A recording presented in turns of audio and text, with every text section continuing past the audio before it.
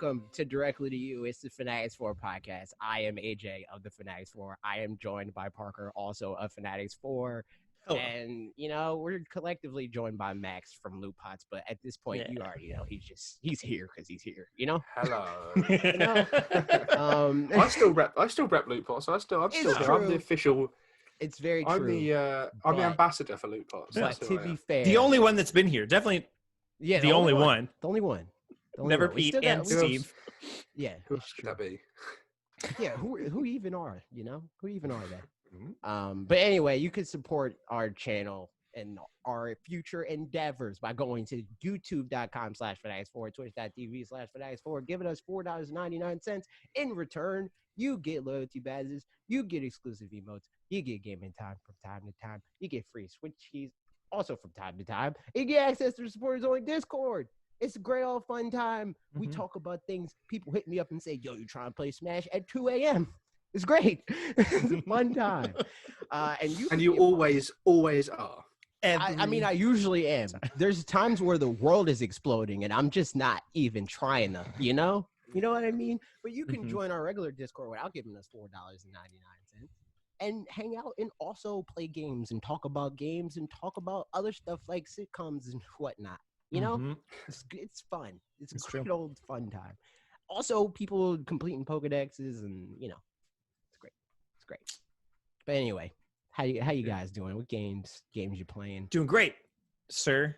Doing fantabulous. There you go. I was doing great until I got the image in my head of people messaging AJ at 2 a.m. saying, "Yo, you trying to smash?" Yo, that's true.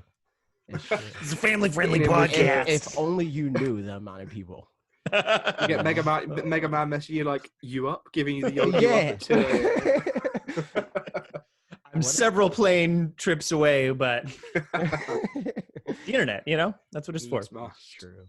Yeah, man, I'm playing some games. Let me tell you what. I forgot. Oh, I remember. Ashley and I. Well, because some of them are the obvious ones. A little bit of Animal Crossing, just like. Speaking of Animal Crossing, I haven't touched Animal Crossing in like 2-3. I'm sorry, but I haven't touched it in like 2-3 weeks. And Bob was streaming it. And he was like trying to sell his turnips, and I was just on a whim. I was like, I'll check my turnip prices. My turnip prices were like $5.60, and I was like, yo, nice. Dude. And I immediately was just like, hey, Bob, sell your turnips here. And I wasn't advertising it because I'm not sitting here trying to, I'm not trying to. You've done it. You've outed yourself, man. I'm not. To be fair, at the time that I found out, it was like 9 p.m. my time, so the shop was going to close at 10 anyway. Yeah. So convenient. I mean, and also it does take an hour, in fairness, to go into the online and join. Exactly. And then let everyone else join the island. I didn't even. And then people in chat were like people I've never seen in my life, dude. Were just like, yo, you trying to open your game? I'm like, no, man. I opened the game for one other person, and for their safety, I will not disclose their name. And would you have opened the gates for me if I'd asked? Yes, 100%.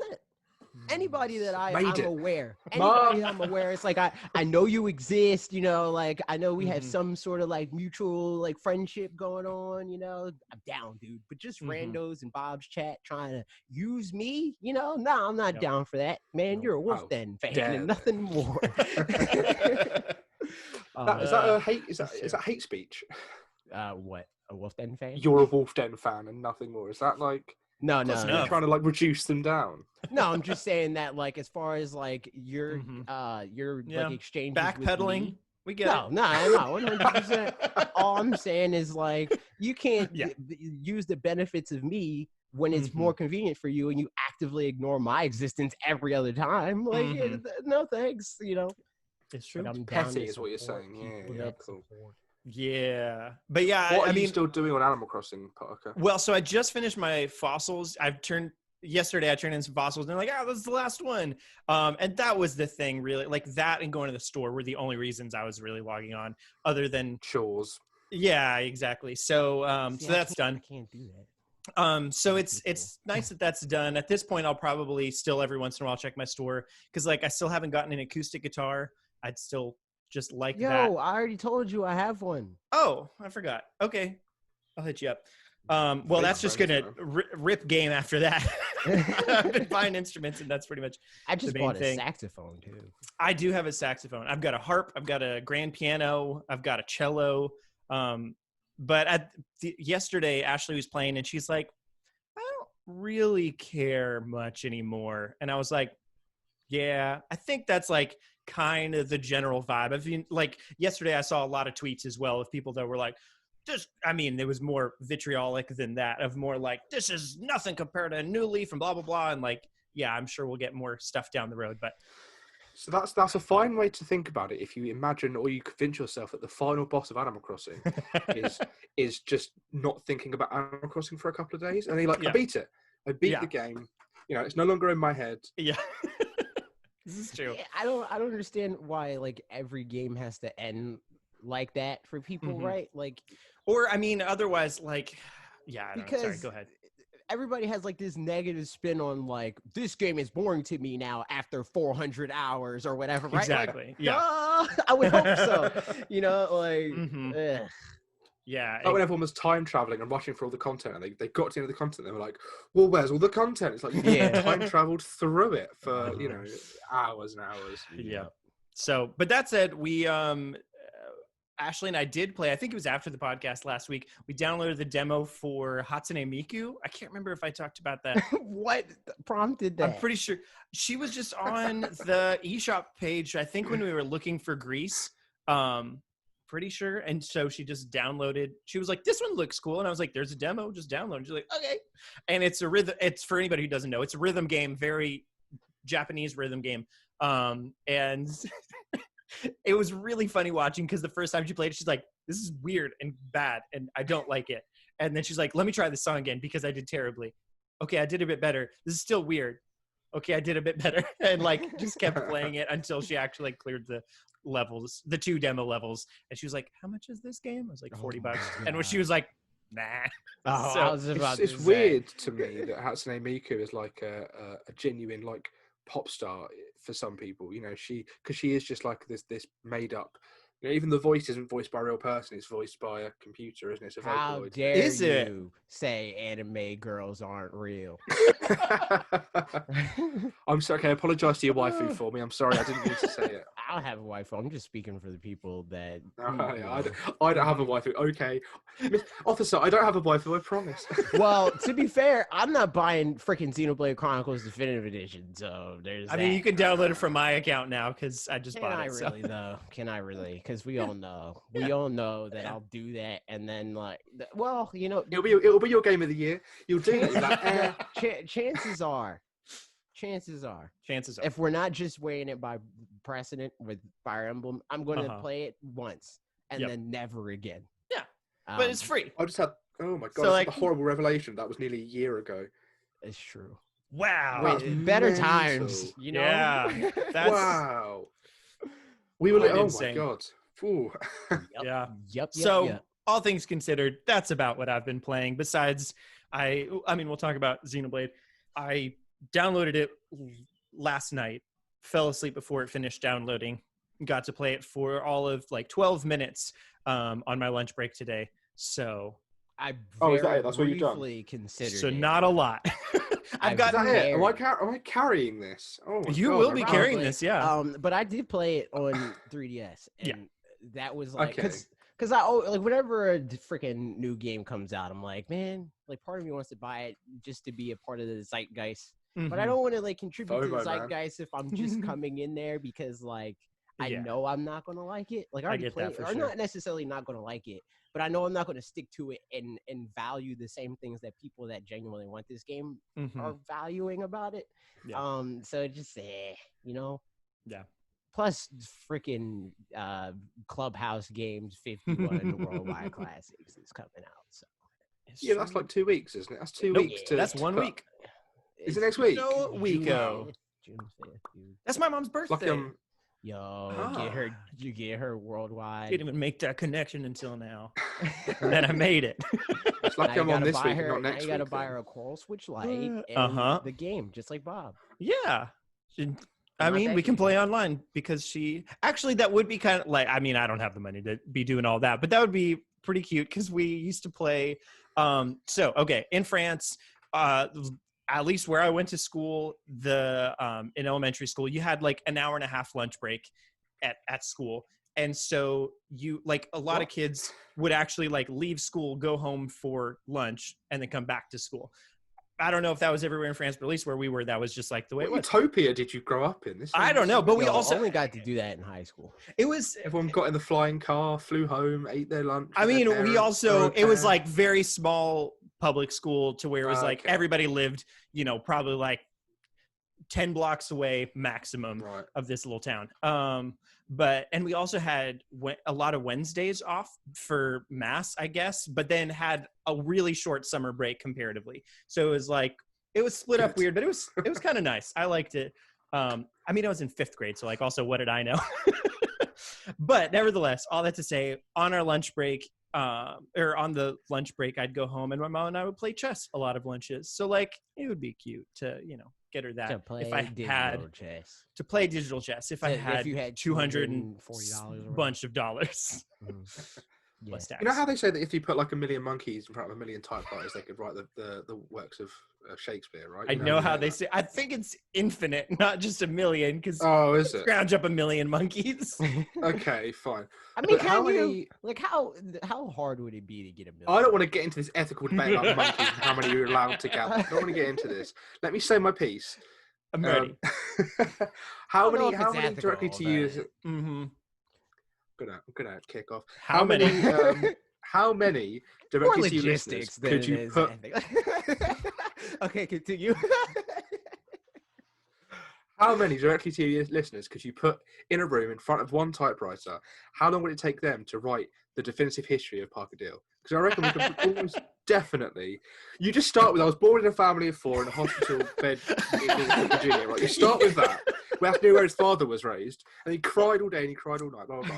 But like, if you went through all of the podcasts and you just picked out, this story relates to this game, this story relates to this game, this story isn't even related to a game. It's just a tangent we went on. You could build Parker's life. It's true. Parker tells at least 2.4 stories. It's true, but I've got to shout outs to the hidden gem that is you quoting my own song lyrics at me.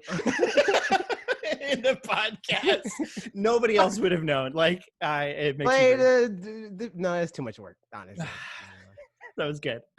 I'm very happy. Okay, so AJ, before we get to Xenoblade, then AJ, have you been playing anything? I'm playing PlayStation Battle Royale. Xenoblade, let's talk. Oh, you mean the Nintendo knockoff of PlayStation Battle Royale? Yeah. Yes. Tell us now. You've always got a Smash story. Tell us a Smash story. Nah, man, just crushing noobs. You know what I mean? Every day. Day. So freaking, I don't know if Max knows these guys, but like the guy with the hair guys, Scootish, and all that. Scootish was talking mad. Well, first they announced that they have their own podcast. Yet to be determined, I think is what it's called. And me and Bob were like, "Yo, that we went in on this." Well, first Bob said, "Yo, I went in," and I said, "I also went in." With the long hair and the beard. Mm-hmm. You got it. Yeah. Yep. 100%. And then I was like, I also went in on this, and then Bob was like, "Yo, put us both on it because like that's always great, because." Of course. Mm-hmm. And then Scootish was like, well, you got to beat me in Smash Brothers first. So, I freaking, crack my knuckles. I mean, does he not remember PAX when you beat him in Smash Brothers a lot? Oh, no, he was talking mad trash. That's so when he funny. bought me the pony. Yeah. He was talking trash then.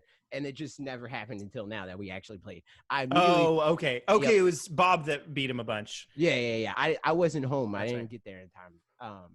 But yeah, so I played him there, but I never played him since then because he was like, so much. Oh, gotcha. Blah, okay. blah, blah, blah, blah. So yeah, we played. I immediately threw stock this man. And then he was like, I'm sorry. He was like, my brother was playing. And then he changed his character. And then I threw stock this man again. And then he was like, I'm so bad at this game. And I was like, And then he changed his character again. I 3-stocked him. I 3-stocked him a bunch of times. And then we played like 15 games. And then I switched to Inkling, and I barely lost that match. And then he closed the arena. I was like, all right. You love to see it. Go out on a high, man. That's what he said. That's exactly what he said. So yeah, those are my Smash escapades. So you'll know when I'm on that podcast, because I'm owed for 14, 15 times over now. I destroyed this man. There you go. Yeah, you did play Monopoly though. How'd that go? Yo, I played Monopoly. This was I remember this. More than a week removed, aren't we? Wait? No, it was this past Sunday. It was last week. Last year. What even is time?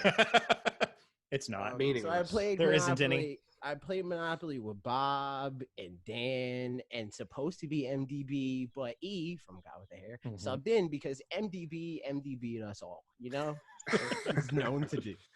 And we played Monopoly, and I was like, you know how we are. Everybody was talking trash, and then I just was like, you know what? When it's all said and done, you guys can live in free parking. I won't suck you dry, but just know you're not going to win. And fast forward to the end of it, they didn't, because I systemically deconstructed Dan's psyche from the beginning of the game. I told this man, because he got Boardwalk, and I was like, you're not getting Park Place. You're not going to do. So then I eventually got Park Place, and I told Dan that I was never going to give him Park Place. Truth be told, I don't give a crap about Park Place, because there's only 2 of them, right? Yeah. So I wanted to like raise the value in his mind of like how much this matters, and if he ever gets a chance to get it, it's going to mean so much. And whatever he gives me for it is not going to mean even a fraction as much. So then I got like the first Monopoly, because eventually, the first like worthwhile one, I think it was the Yellow Properties. And everybody else had like no real monopolies. Like we didn't really have that many like properties. I had the brown monopoly. I think it was the only other monopoly on the board. So then because of that one moment, everybody got screwed, because he gave me that one monopoly. I had a bunch of money. I put houses on it, and everybody just got screwed. Man, it was the end. It was over. So Dan, you know, that game really promotes illegal activity, because you're not allowed to have a monopoly, and it's just like, just do it. Just have a whole bunch of them. That's bad. That's I remember the reason why I asked you guys to come on this week. Not because of Xenoblade. That was a whole a bluff. It was a Trojan horse. What I actually wanted to say was, when I was listening to the podcast last week, I was out on a walk, and as you guys were talking about Monopoly, I had a point in my head, and I was like, I wish I could just shout this like through back in time to the point. What I was going to say, and why I'm here, is that the best thing about playing Monopoly on a computer game, I'd imagine, the only reason I would ever play Monopoly, and the only reason I'd ever do it is on a video game, is because nobody needs to know the rules. Yeah. And you can't deviate from those rules. Oh, exactly. That's so you just true. play the game, and you do what you have. You do the option it gives you, and you can't just go, I'm going to do this now. But the rules, it just does it. You just play the game. Monopoly, as I agree with you, Park. Monopoly is trash. You say board games. I freaking love Monopoly because it's hilarious, dude. Because like the dynamic is always funny. There's always like a couple of people that are like down. Like that was me and Bob. Me and Bob were like, we're gonna freaking do this, dude. And then Dan was just done with everything. He hated his life the entire time. And then E was just somewhere in the middle. So like the whole thing was just really fun. And then it was like, I don't know, it feel, and I've tweeted this where it was like, I feel like Monopoly is like the exact opposite of Mario Party. It's like not really that much happens by chance, other than obviously when you land on chance and community chest and all that crap. A lot of the times, if you get like, the only monopolies that we had the entire game were monopolies that we traded for. Nobody like naturally landed on and bought all 3 or 2 of a property or whatever, right? So there was strategy in that regard. And then it was also the whole thing of like, you know, like messing with Dan's psyche and whatnot. And it was just like funny to like play into that, you know. The dynamic is that is so true though, Max. The like not having to remember the rule, not being able to accuse people of cheating, because like just not a thing. Nobody has to play banker and all that kind of stuff. And like I will say there are games that I've played before. I can't think of what they would be, but there's games that I've played before in video game form that I'm like, this kind of sucks because I'll accidentally do something and I can't take it back, when it's like, I actually didn't mean to. Okay, never mind. And it completely, you know, screws up the whole thing. whereas you could do that in real life. So that's a negative of that. But for the most part, it's nice not to have to worry about it. Yeah. I also I would never choose to play. I don't like to gatekeep. I rarely do it. You know, everyone should do what everyone enjoys. But every time someone's like, let's play a board game, I'm like, I could go for a board game now. And they go, let's play Monopoly. I'm like, so I remembered what game it was. It's Ascension, which is a deck building game. I played the app version of that a whole bunch, and it made it super easy because I didn't really have to think about what all the steps were that I had to do, because it can get pretty complicated as far as like just what options there are available to you. But then I played the card game version of it at some point with a friend of mine, and I was like, there's so many things here, and like nobody's telling me not to do whatever, you know, that kind of stuff. So yeah, Yu-Gi-Oh's kind of like that too, because there's like priority and stuff like that. And it's like, if you play this card, then technically this one goes through first, and blah blah blah, and like this says destroy, not negate, and you know, it's like all these like I've had like it's weird, like as a kid when like there's a group of us about 14 trying to kind of hide the fact that we play Yu-Gi-Oh because we're sort of 14-year-old kids and we're playing, but when we have a proper disagreement about like a rule where I'm like, no, I can do that, no, you can't do that, and I still out of his back garden with my dual disc strapped to my wrist. This giant plastic thing. I'm like, no, I'm not having this anymore. I'm just like walking down the street with this giant plastic. That's so funny. I love it. Well, at least we're protected if a hooded, tall, mysterious. Oh man, he's going to the shadow realm. He's going. Yeah, to the exactly. Shadow realm. Exactly. It's true. But yeah, Xenoblade. It's like his hand, like he's holding a gun, but it's not actually there. You know, it's not actually there.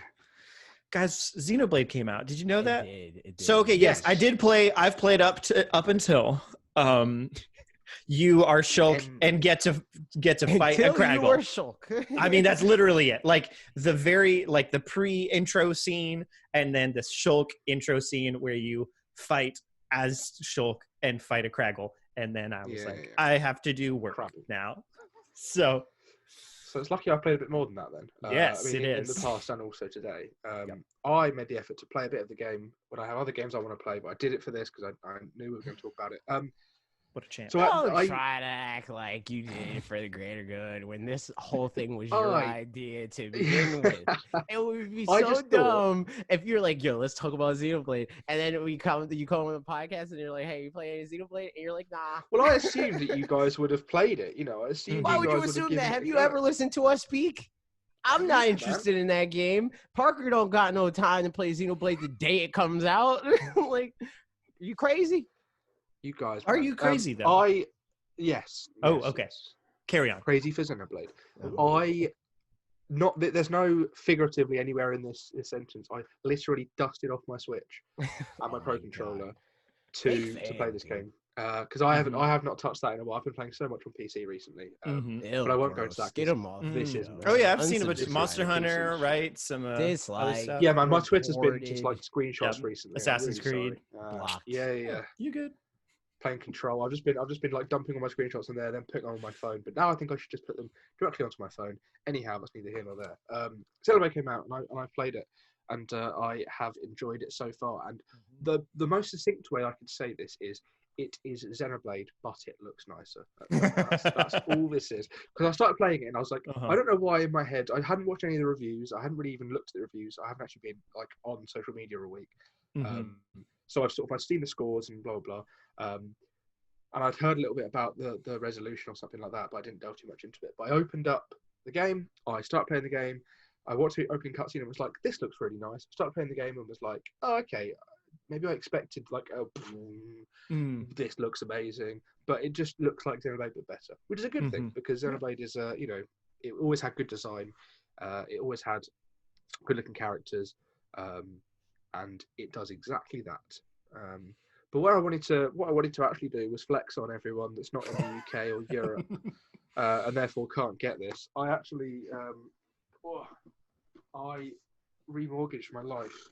And here's where we go. I to the got lucky. Thing. Oh yeah. Put me big. There it is, Daddy.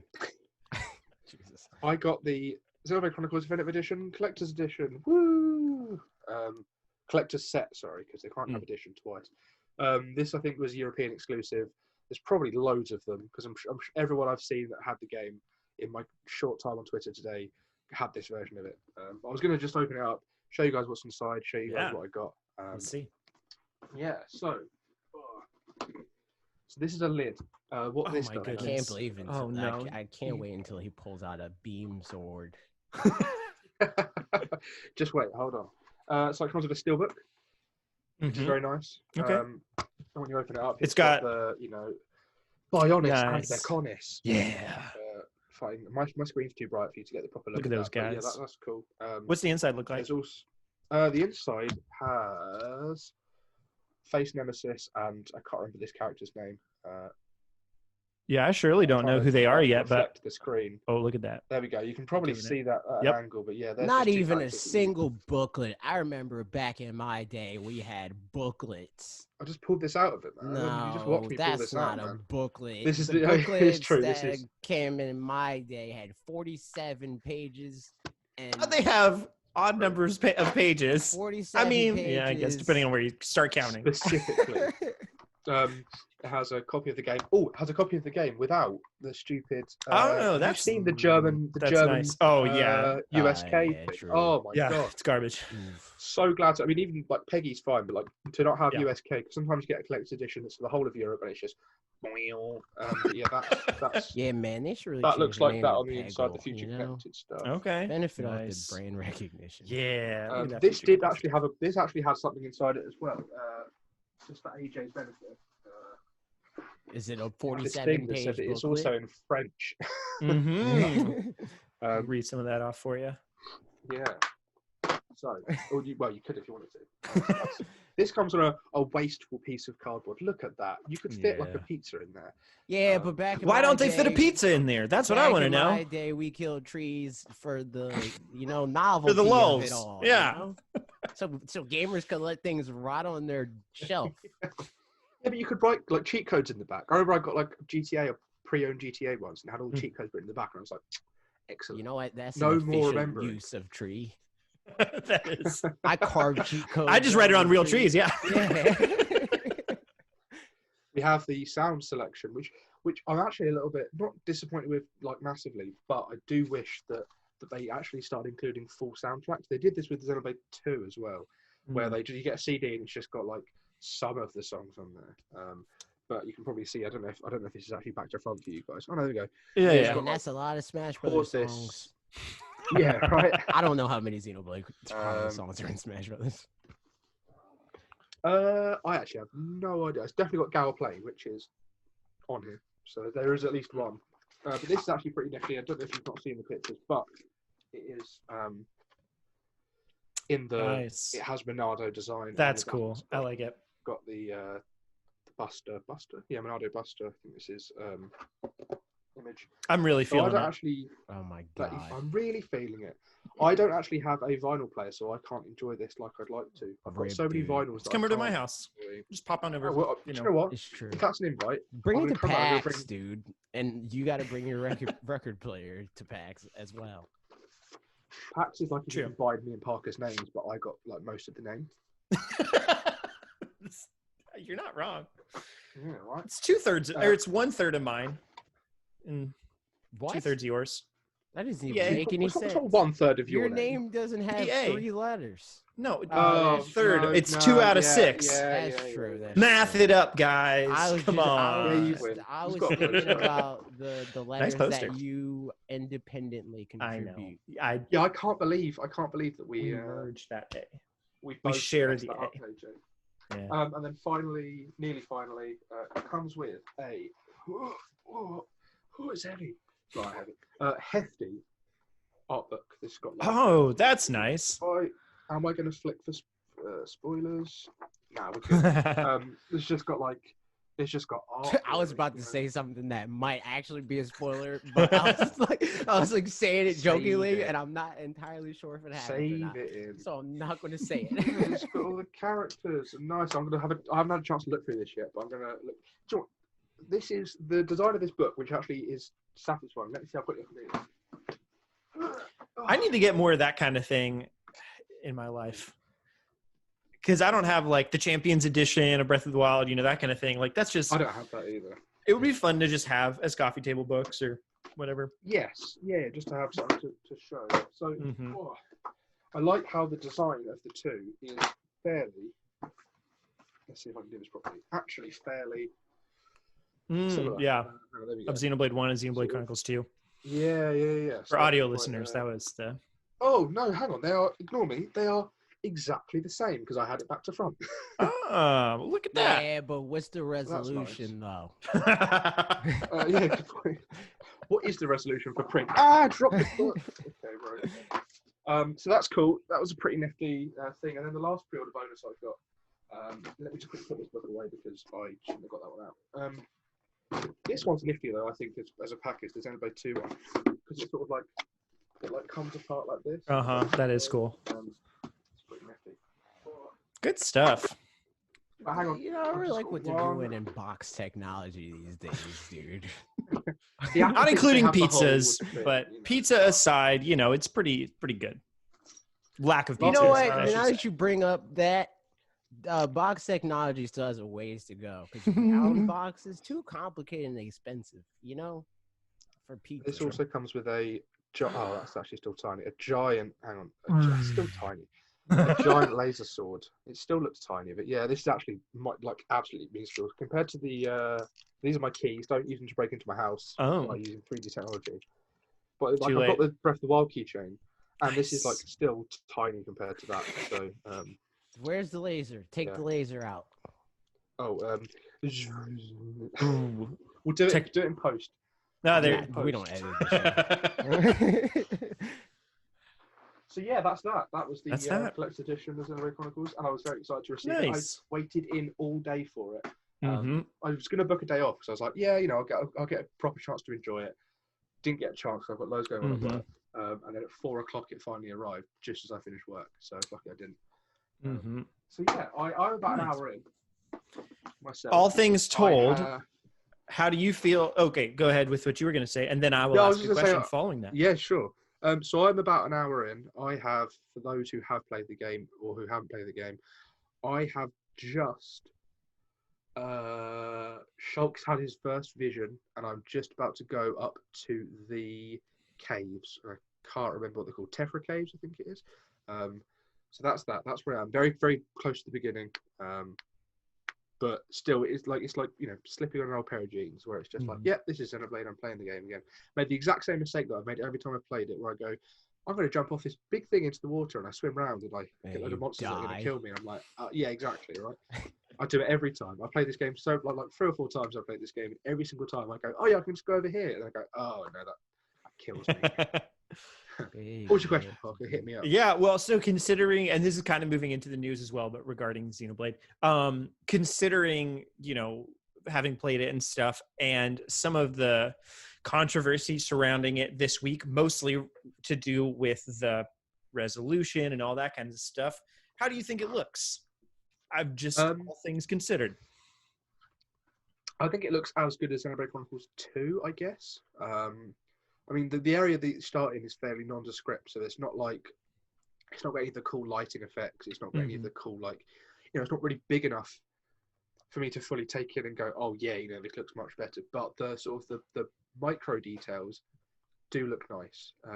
A weird thing I noticed is that, and if you guys are playing it for the first time, who are listening, or who either of you, who are Parker, who are Parker, I've played it, but on 3D. When you Well, I played like 40 hours, so I barely, you know, jumped off the stoop, you know. You chipped it. So Parker, when you leave where you are now and you start walking towards Colony 9, look at the walls and note, this is in docked mode, notice how the walls from far away look kind of like the textures look kind of big and not that great. And then you get close to the wall and the texture looks really good and crisp. It's bizarre. It's like the opposite of what you'd expect. How it looks worse, you know, as a macro, then you're getting closer, it looks better. Just remember that. And That's not really the opposite though. That's the efficiency. It's like as far away, we don't really care about that. But when you're close up on it, we want it to look good. Yeah, but but usually you can like be like, oh yeah, this game looks really good, and then you sort of walk up to the texture and you go, oh, this doesn't look that good because now I'm close to the texture. Right. Usually, in the kind of in the sense of you're basically zooming in on it. But they're technologically, prioritizing when it's closer to you. Mm-hmm. So that's it's like so when you're far away, the walls look like the rocks in Pokemon Sword and Shield do, where it's kind of like big textures, and then you're getting close and they've just like made that texture really tiny again. It's like they've got one texture that they just sort of stretch when you're far away and see when you're close. But it's like the opposite of how it usually seems to me. But yeah, it was interesting. Mm-hmm. Not interesting enough to talk about it for 2 minutes. Like I have. Interesting, all the same. Yeah. I mean, I think from the little bits that I've played, I don't know, and just looking at the news, who cares? Is how I feel about it. Many people care. Yes. And the interesting thing about the whole like, it runs in 540p is that what people are looking at is not like Digital Foundry's detailed look into it. What they're looking at is just the headline. The config. They're looking at the config file that says, this game can go between this and this. This is very, extreme cases 540p, but mostly a 720p. People are looking at that and going, this game runs in 540p. But what they're looking at is the direct file. Someone made a good example of it. If I was to pick up a PC game and I was to look at the config file and I was like, 480p. Why is this game in 480p? This is trash game. That actually means that I can just set it to 480p if I want it to run a million frames per second. Yeah, but also, I just hate the fact that part of me wishes that there was some way for them to hide that.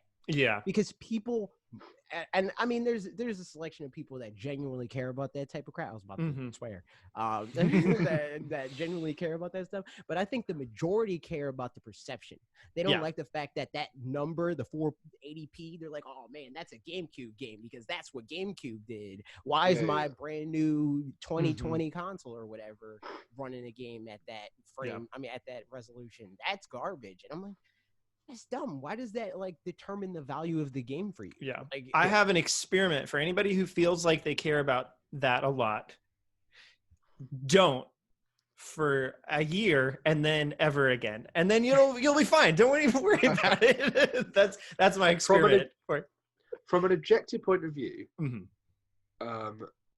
so I've been playing a lot of games at max settings, 1440p, 60 FPS, and playing Xenoblade Chronicles does feel dated, but at the same time, it is a Wii game. It is 10 years old, and I can understand that. All they've done is pumped up the graphics a bit, put it on an engine that doesn't particularly run amazingly, on the Switch compared to what other games can do on the Switch. But that doesn't mean it's not a good-looking game. That doesn't mean that running at 720p means it looks blurry all the time. It just doesn't it's not as crisp. I think the only issue I would say that I think that there's stuff that can feel dated that matter more to a game's quality. Because visually, as far as function, visuals only matter because they communicate to you what is happening. Right. If you can't see what's going on, I know some people had frustrations with Wolfenstein 2 or whatever on the Switch because you were there were times where it was so blurry you couldn't see enemies to shoot them and stuff. That's an issue. That's a problem. If you got blurry textures on signs and I can't read anything, that right. sort of thing, then 100% understand that. Yeah, but if there were a way to just not know what the numbers were and just go visually and not have people who were trying to figure it out, and even when the numbers based on visually, man, this shadow texture is really low quality. Who freaking cares, dude? Are you gonna die because you don't have a high resolution shadow? Why does that impact your enjoyment of the game? Yeah, exactly.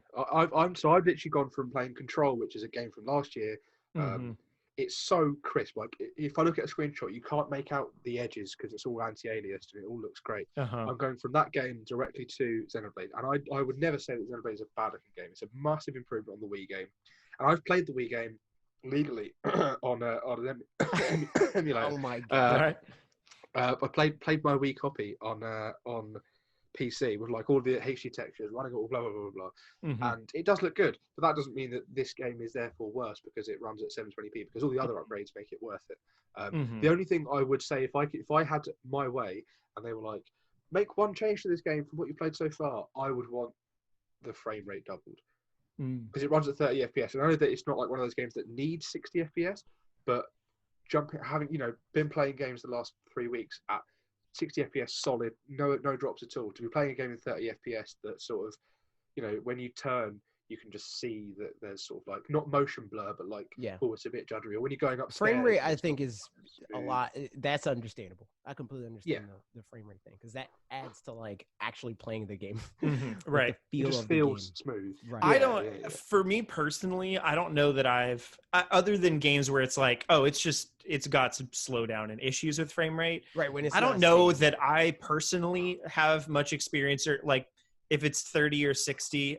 I think there's probably games where I'm like, it feels better because it's 60. Yeah. Like, I don't care personally one way or another, but I know that is something that can actually be valid, you know, as well. To be fair, I would say that like that makes sense given the type of games that you usually play. Yeah, exactly. And I would even argue that this probably is a game that it doesn't really matter as much, but I can say that like games like for Smash or something like that, it would feel significantly worse. Yeah, it would be a different game. Yeah, you know. Right. Also, random aside, did you put it back in gallery view? Yes, I did. Look at you go! What a professional! Wow. Continue. So Let's go. It's one of those things. Oh, I've lost my point now. What were we talking about just before Parker said that? I had it in my head. We were talking about frame rates.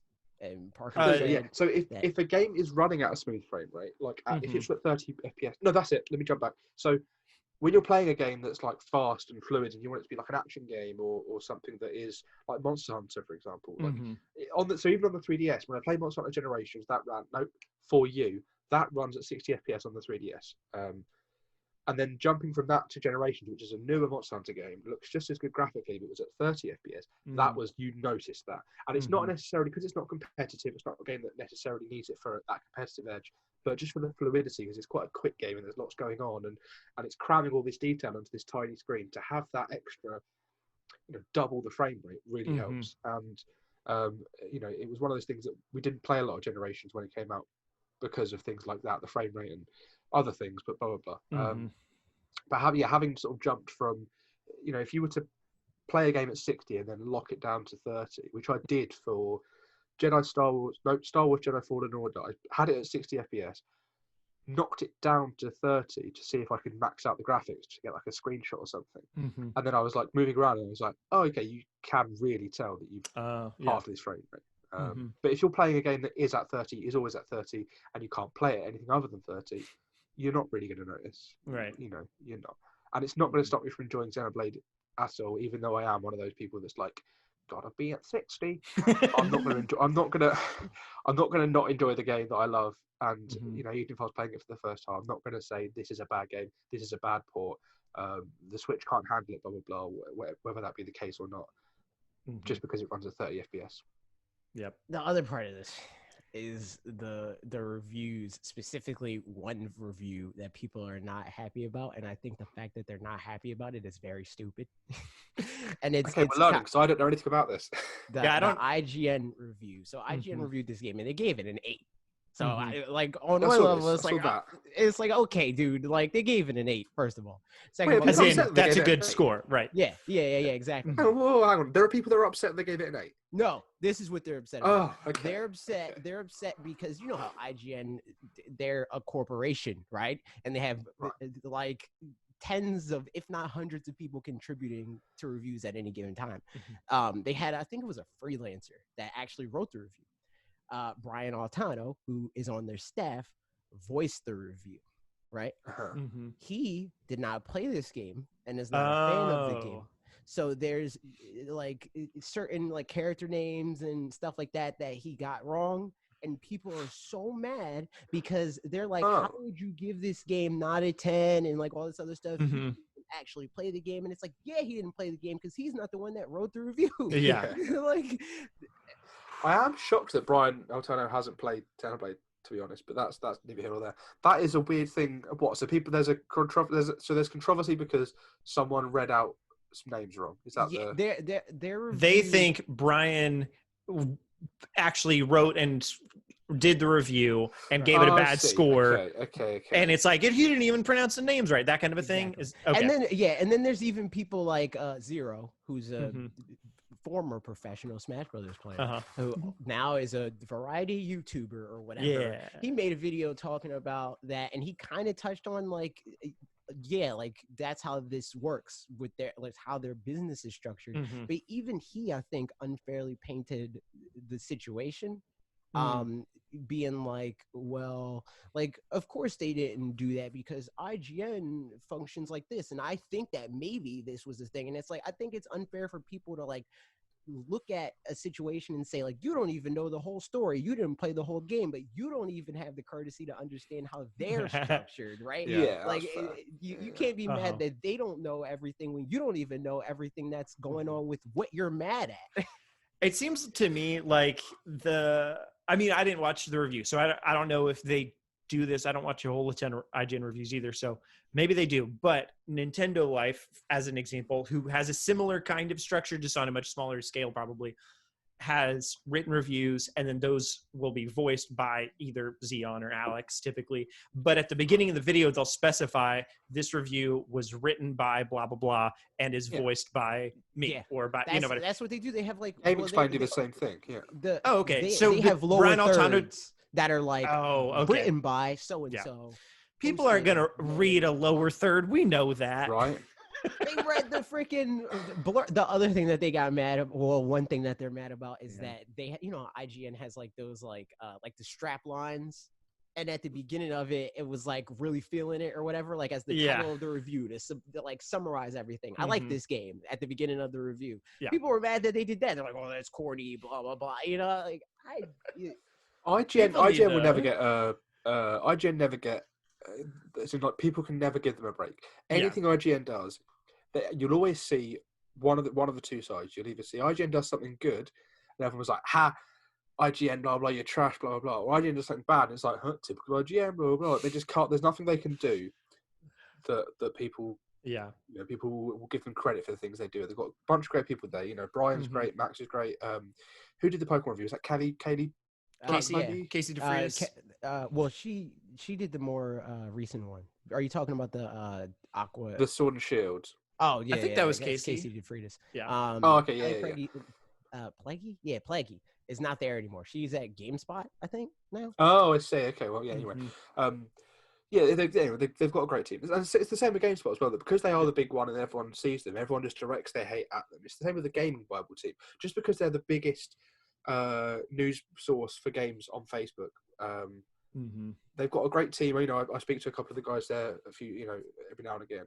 They've got a great team. They love such a huge variety of games, but because they play to their audience and they will show like, here's GTA, here's Minecraft, here's Call of Duty, blah blah blah. People go, oh, they're trapped, they don't know anything about games. But then you look at like their top 10 lists of, here's the top 10 games I played last year, and it's like there's loads of indie games, there's loads of Nintendo stuff, there's loads of like niche stuff that they've personally enjoyed, and then everyone goes, never heard of these games. Why don't you pick real games that everyone knows about? It's like, how can they win? How can you win? They can't, and it sucks because everybody detaches what they do so much from what like we do. And I just think that's weird because the only reason why we get a pass for like, if nobody's gonna like freaking mass dislike this video because me and Parker don't care as much about Xenoblade as you do, right? Because they understand for what it's worth. I mean, but at the end who's of the to day, say you had a whole freaking darn near decade to play this game, and you haven't yet. But debatable, but regardless of whatever it is, like us saying like I don't care about X game or whatever, people are going to. I don't care about the X games. That is true. Yes, exactly right. They're going to understand that because they know that we voice like this is what I do and don't like and take it or leave it. Right. They don't take that time to do that with IGN. They just all automatically assume that they should all have this blanket opinion. Yeah. Like even within like fanatixfour, me and Parker don't agree on everything, and people understand that. So why can't you at least do like the base? Well, and it's tricky for like, I mean, with IGN or whatever too, the fact that they have so many people that have differing opinions, which is good and right. Should they question, should they get the person who's the most fan of this gaming series or franchise to review that, in which case it's going to be quote unquote a bit more biased, or get somebody who's not biased at all and is just, I've never even played this, let's find out what it is. You know what I mean? Like, and at that point, like, I think generally that's what they do. And I mean, I don't know, it seems to me like most of the time they'll get the people that do care, that would be more likely to care about. Oh yeah, exactly. That's what I'm saying. Yeah, exactly. And I mean, again, how's that any different from what we do? Yeah, exactly. Right? Like, I'm not going to be that's like, better no, for that fan base, especially. I don't want you to make a video about Xenoblade because I know that you're more predisposed to like it than I am, right? And that's not fair. Like that's dumb. Yeah. to take a trip through memory lane with me. Let's hop back 3 years. Let's go back 2.5 years to December 2017 when Xenoblade Chronicles 2 released for the Nintendo Switch. At the time, wasn't a family of systems. Is now a family of systems, right? Let's harken back to that time. I remember it might have even been IGN. You know, it might IGN released their review and they said, "Oh, this game's an 8 out of 10." Blah blah blah blah. And all I remember from that was, you got someone who doesn't like RPGs necessarily to play this game. Why wouldn't you get someone to play RPGs that likes this game? They would have given it a better score. It's like, well, that's not fair. Yeah. That's why we should get someone that's going to like this game more to review it because it's going to give it a better score. Wouldn't you rather the average gamer who maybe isn't a huge RPG fan, you know, him not necessarily liking RPGs doesn't mean he's going to rate this game low for being an RPG because he's very aware that it's an RPG. He's not playing this game going, God, I hate RPGs, this is getting a lower score. He's going to play the game as a reviewer should, and you know, give a fair assessment of it.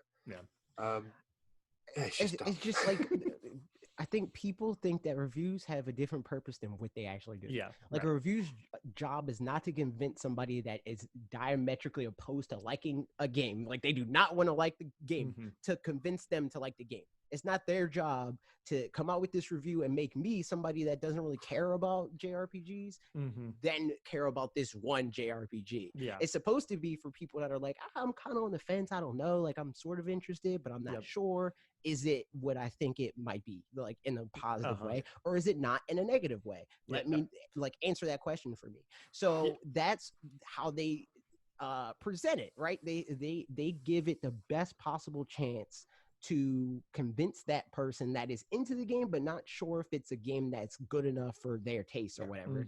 If it is that, right? So you're not going to give it to somebody that off the bat is going to hate it for what it is, right? You're going to get somebody that for the but like you're going to get somebody that like the meteors on our end. Yeah, but you're going to get somebody that like is going to look at what it purports to be and see if that checks out with what the reality of it is, right? It's true. Yeah, I think what a lot of people as well, they want a review just to confirm their own predisposed opinion about a game. You know, they've already made up in their mind whether they're going to like this game or not. I'm not saying this is what everyone does. But there's a large group of people who will, you know, for example, Death Stranding game. That's not. Yeah, go on. That's, no, I've got a point any console exclusive. Yeah, any game. Right. So a game comes out. If it gets a bad review, it's, you know, a case of, oh, you know, this game's great. No, I've already made up mind that this game is great. How dare you get a bad review? This game's is a bad great. review. You're a bad 2 reviewer. weeks before it comes out. Yeah, you're wrong about the game. I've seen marketing about this game. I know it's going to be great. Like, exactly. And then if a game comes out and it gets a really good review, like when Breath of the Wild, we've got like 10s across the board. It can't be that all of a sudden, it's like paid reviews. You know, obviously you're going to give this game it's a Zelda game, obviously it's going to get higher. Oh, it's just nostalgia, obviously. So people just give themselves excuses as to why their idea of what the game is going to be in their head isn't the case. It's going to be it's for casuals, this is a casual reviewer, blah blah blah, all these excuses. People will never give something the credit that it deserves because they've made up in their mind that that's the case. Like when Animal Crossing did really well, and the rhetoric, not in sort of my own circle, my own, you know, what's the word? Echo chamber of Twitter. But like when you broaden your horizons a bit and you delve into the dark areas of the internet. Horizons, I see what you did. No, I didn't even mean to do that. But yeah, all the people are going, well, of course the game sold well. Of course it broke records. We're in the middle of a pandemic. It's a game for casuals. There's loads of children, blah, blah, blah, blah, blah. Because people don't want to admit that the game they thought wasn't going to do very well is a success. So they're just going to say, well, obviously it did that. It was obviously going to do that the whole time because of these reasons that don't matter. It's like, why are you explaining that something, you know, why are you trying to claim that something isn't a success by explaining why it's a success? You know, all these little factors add up, you know, around the fact that it's a good game that reviewed well and people want to play it. But you're just going to go, nah, this doesn't count, this doesn't count, this doesn't count, this doesn't count, until it's left with the one thing that you think is the case. Yeah. And, so those things may not I'm just on a count. soapbox now. I mean, those things may not count. But what I want to know if it's going to count or not is these Switch SKUs that showed up on Amazon France. Are they going to count to actually being real games? I really wish I'd been on the internet this week. So I've not been on the internet at all this week. Well, I have, but like I've not been on social media this week. So I have missed all of these stories. Yep. From here. So this is all new to me. So let me just have a look. So there's been just straight up new. Didn't this happen like? Yeah, this was like yesterday. Oh, this is May 28th. Okay, yeah, this was yesterday. So good. Okay, as long as I'm not missing out on a whole load of stuff. And also, so it'll be.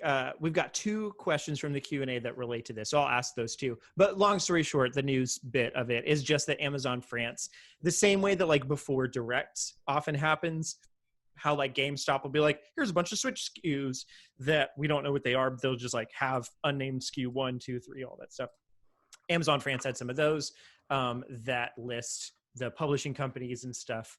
So, you know, that is what it is. And we'll share our thoughts on that all in a second. But here's the 2 questions that also came with it, so we can kind of put the whole conversation together. Che Capo88 asked, Amazon France posted 11 SKUs for the Switch from Warner Brothers, Square Enix, Ubisoft, Bethesda, Capcom, and Take-Two. Any thoughts? Is this more of an indicator that a Direct is on the horizon? And then Cowboy D5 asked, to add to Checapo's question, do you think that Bethesda is bringing a Fallout Definitive Edition to the Switch? And if so, which one do you want to see ported over? Fallout 3, New Vegas, or Fallout 4? And of all the company SKUs, which has you most intrigued? Okay. There's a bunch of stuff to talk about there. Go. So the first question, I do not think that this is an indicator of a Direct because Nintendo straight up told third parties, announce what you're going to announce when you're going to announce it. So this is an indicator of E3's cancellation. Possibly, you know, things are now trickling around because now people are going, well, we're not having E3 anymore, so let's just start planning things, our own things, whenever they may happen. So I think things just sort of trickle. If third-party companies decided to go with well, we're just still going to do stuff around E3 time, then it still makes sense that these announcements would happen when they would have happened in the first place. Right. I'm with you there. It's no coincidence that this is less than 2 weeks before E3 that this has come out. We know that typically before around E3, places like Walmart Canada and places like that will just leak. You know, sometimes it's full games, sometimes it's like these publishers doing this many games, blah, blah, blah, blah. This just seems like one of those. This is going to be related to E3 in some way. To note, though, too, I think I remember this right. I mean, again, I said GameStop has this kind of thing happen every once in a while, but I think they had one of these happen in January, when everybody was talking about January Direct, oh, it's going to happen because GameStop had a bunch of these listed. It might not have been January, but it was a while before the mini Direct ended up happening. Yeah. Which again could be that something was, pushed out. Maybe there would have been a Direct earlier, had stuff, blah, blah, blah. I don't know. But you're talking about the BioShock leak, the Catherine leak. XCOM 2 leak, all that sort of stuff. They're not leaks. They were ratings. They were board ratings. Oh, that's true. So it was those. I think, and I want to say GameStop had just a Switch SKUs thing, but that ended up not being an indicator really of something happening imminently anyway. So, that's a thought.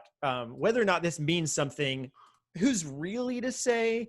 It could, it couldn't, but it would be fun. Let's go ahead and just say what we think some of these things are going to be, because that's a good old time. Let's go down the list. What I want to know is how are you going to bring Warner Brothers 2 and 3 to Switch and not bring Warner Brothers 1? That's what I want to know. I am is curious. Is this an indicator we're getting? Are we getting Warner Brothers Definitive Edition? I think we're going to play a sequel, the prequel. Warner Brothers 1 is a PlayStation 4 exclusive. Oh, was it? That must be it. There you go. I mean, did you look more into it? It's a tiny exclusive. For sure. Okay, of course. I mean, that actually might be what this is. I didn't look at the further list, but maybe there are ones for some of these that are just not Nintendo Switch. I was just making a goof. I mean, I know you were, but that could be what it was. Nevertheless, okay, we got 2 Warner Brothers games. One's Switch and Xbox, one's Switch, PS4, Xbox. What do we think these two are? I think that I like that this is here, because usually when we get these leaked SKUs or whatever, all we know is that it's coming to Nintendo Switch, and then everything could go wild. It's like, I don't know. But this does help. Like, okay, for example, isn't there some Warner Brothers fighting game or something like Injustice or something like that? Is that a PS4 exclusive for now? No, I'm pretty sure that's on everything. Okay, gotcha. That's the confusing thing about some of these is that there's so many games that it could be when I think about Warner Brothers games. Things like Bastion, which I know is already on Switch, but it could be a physical edition. But there's all these games like Bastion's Batman. Warner Brothers. Bastion is a Warner Brothers published. Yeah, game, I wouldn't have known. Okay. WB, whatever. And then they've got like the Batman games and other such Warner Brothers games that I can't think of. But these are all games that, in my head, when I think it could be maybe Arkham Asylum's finally happening. Oh my God, I've been waiting this whole time. And then you look at it, it's actually also coming to Xbox and PS4, and you go, well, it's already on Xbox and PS4 in all of its, remastered glory, all of its blah, blah, blah. So why... it can't be that. That's the thing. Which makes you wonder what. Like the Nintendo Switch and Xbox One, which coincidentally is like the only thing that we see on here. Oh no, there's just one that's PlayStation 4 and Nintendo Switch. I think those are easier to predict than Nintendo Switch and Xbox One. Because like. Especially if it's like some sort of JRPG or whatever, like we know that they're less likely to put it on Xbox. Yeah. But the inverse, like what games are going to be like popular on Nintendo Switch and Xbox One, but not PlayStation? My only guess for that, there. Yeah. That's, I mean, because I don't know what games are exclusive, like not even exclusive, but like, I mean, I guess are exclusive, but just like, I don't know, we just only put it on PlayStation 4 for the moment. And like, I guess we'll stick it on the other ones. It could be, I don't know, like some kind of Lego game. But again, that would also already be there. It would be very weird if they had an exclusive. I mean, that could be the Warner Brothers 3, for example. There's always a new Lego game coming out. So like, I could see that being that. That's not super fun, but. What about Lego Star Wars? That Lego Star Wars. I think that one would already be up there though, because I think I think that one probably already has somewhere on. We haven't, but usually they already have like a pre. Trigger point. Whatever, but I don't know. Yeah, it could be. That's definitely. If it's not, that's a great guess. It is being published by Warner Brothers as well. Looking at it, obviously, because it's Lego, but so it could be that, I guess. I'm guessing one of them is the first. I'm gonna say Injustice. Something. Because probably a weird for the Switch and Xbox exclusive. Hey, I don't even know, man, but that's what I'm going for. I mean, then again, we're still having Mortal Kombat 11 stuff. I don't know how closely together they'd want to put that, but I am now looking at their entire catalog to see what is okay. So, no, that's on Xbox. It's interesting. I mean, what we probably need to do maybe is also think that these could just they're incomplete listings. Yeah, so there's no reason. Maybe there is a PS4 one. They just haven't put it. Exactly. Yeah. I thought about that earlier and then forgot to say it. All right, so you can't take credit for my thoughts by doing that, Puffy. You can't say, I already thought about that actually. So the Warner Brothers one is Lego. Black Widow. That's a movie. Okay, there we go. That is released coming out. I think. There it is. Yeah, I mean, I think Lego is such a great shout because there's so many of those. It could be a collection of Lego, a new Lego Harry Potter. It could be a Lego version of that Harry Potter game they were doing for. What if it's that? The just straight up like the new Harry Potter game. I think that's. Harry Potter, I want to say that's a next gen game, but probably it's at least cross gen. I don't know if it'd be coming to Switch, but maybe. Yeah, I mean the same with the new Batman title. Right. Yeah. Batman Arkham City was on the Wii U, so it just seems like Harry Potter. Well, then again, Star Wars is also in the same boat. But it would be so weird to have a property like Harry Potter not try to come to everything. Yeah. Right. Yeah. Like how you had the PS1 versions of like the Spider-Man. That's also a Game Boy Color. Yeah, exactly. Right. There's a Game Boy Color version of it that's for some reason a turn-based RPG, but it's because they want to grab that audience, and the Switch audience is going to have a large amount of people that are going to be interested in Harry Potter. There's more people with Switches than Xbox Ones. Oh, hang on, figured it out. Good point. Lego Harry Potter years 1 through 4 and years 5 through 7 are only on PlayStation as as far PlayStation 4 as far as this thing shows. There it is. So what's this thing? Both What of them thing are is Harry this? Potter. This sounds like The first Wikipedia.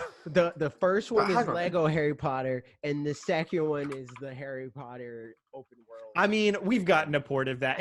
I'm sure that's not what it is, but yeah, I don't know. Harry Potter years. Come on, show me this. Harry Potter year 1 to 4 and 5 to 7 is on Switch. Yeah, it as you one solid thing. You're right. Yeah. Oh, did you I say knew- we were going to get them separately? Yep. Now's the time. So yeah, Warner Brothers things. I think it's probably some kind of Lego something. Could it be some kind of a Batman collection? Does that already completely exist? That's yeah, it could yeah. be. So there's the Return to Arkham collection. Yeah, I don't think the Arkham games are on Switch. But No, like, no, are they if on? They were, I'd own them. Yeah. Is So there a Return to collection they Arkham- could make, like a remaster that they could make on Xbox One and PS4 that don't already exist?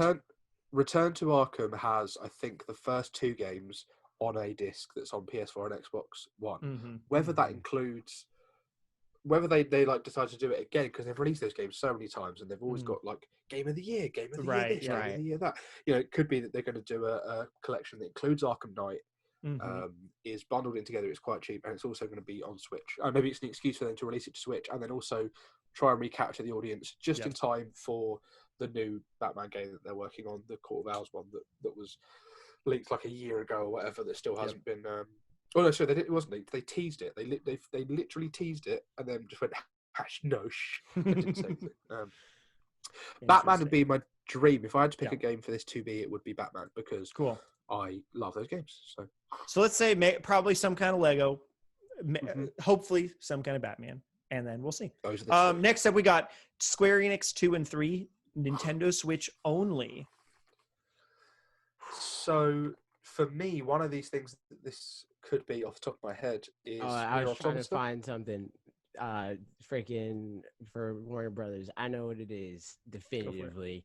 They have Bugs Bunny Rabbit Rampage on the SNES, and they're going to do a gritty reboot, dude. We got it. How did we not figure it out earlier? I'm hunting rabbits. They